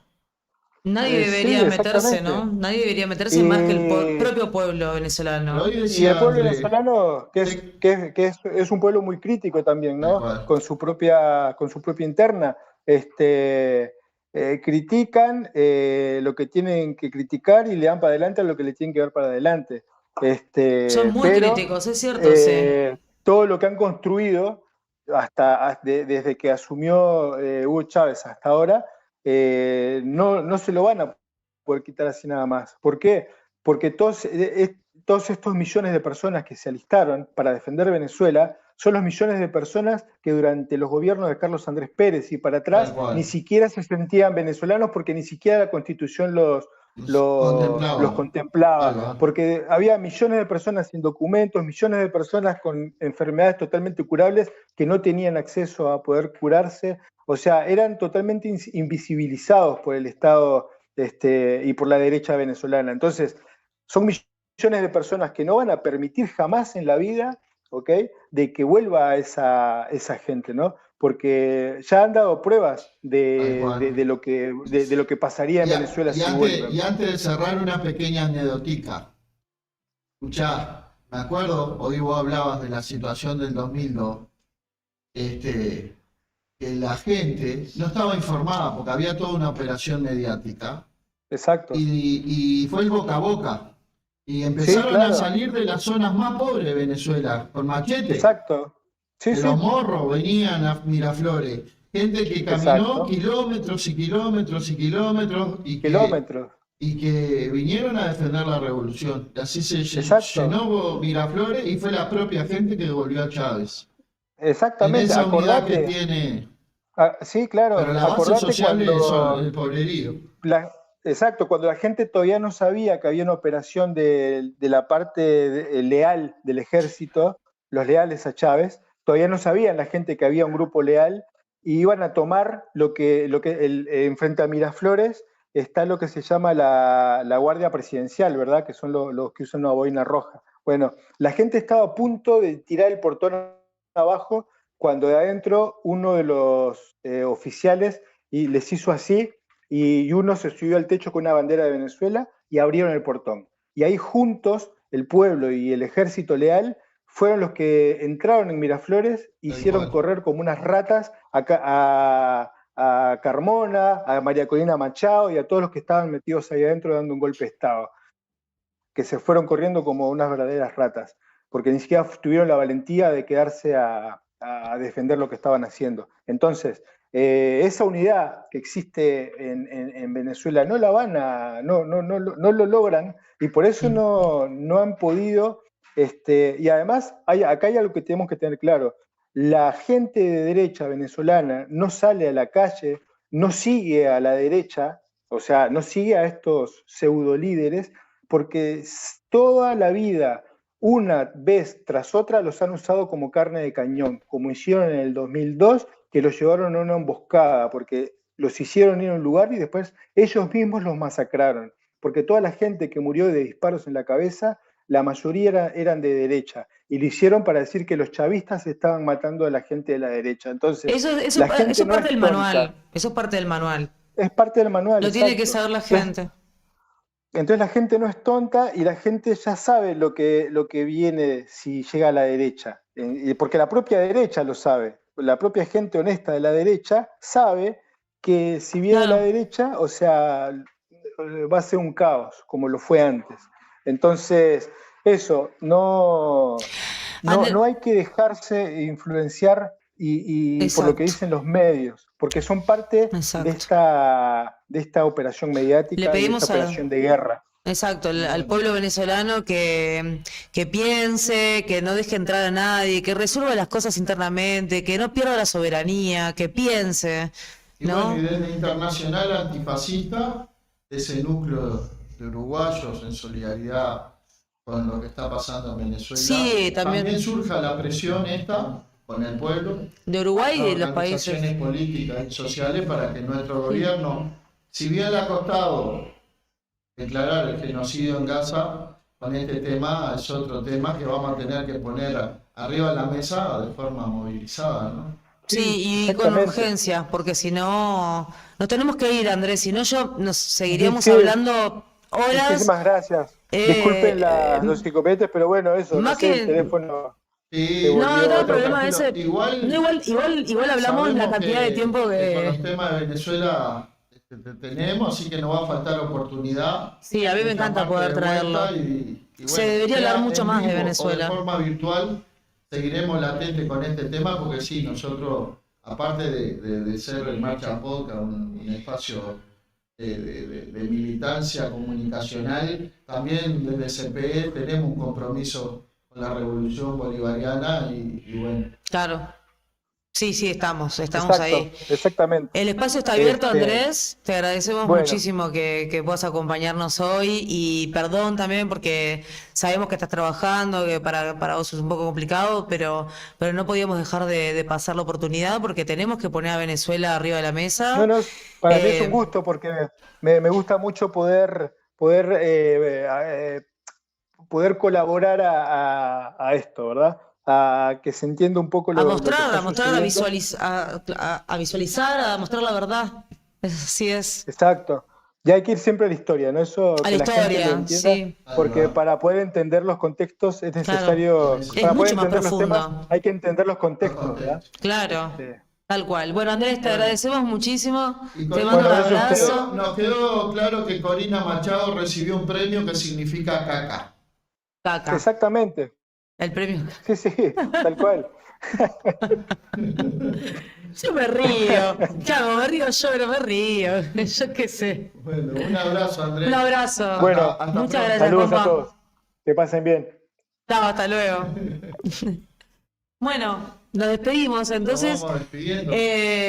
si les gusta el contenido, les pedimos que nos sigan en las redes, que nos sigan, que suscriban por YouTube y nos sigan en las redes, que también que puedan colaborar, porque esto lo que hacemos, lo que tenemos es lo hacemos a mucho pulmón, a mucho pulmón y necesitamos ayuda, así que el que quiera puede colaborar con lo que sea.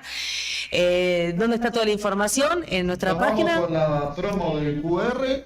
Lo vamos con la promo de QR, pero igual, Podés agarrar el celular. para conocernos un poquito más, congresodelpueblo.uy. Agarrás el celular, lo acercás.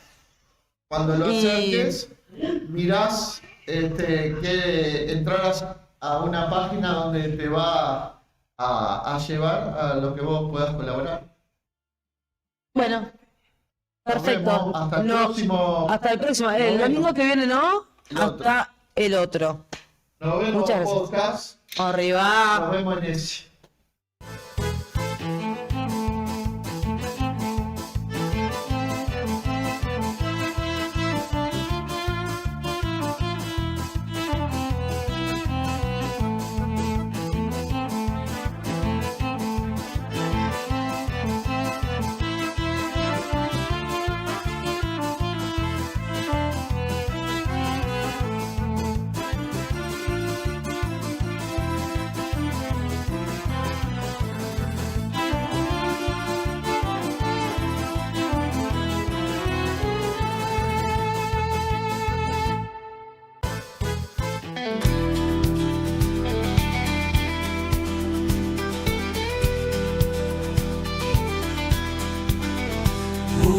y resuena fuerte la voz del pueblo trabajador.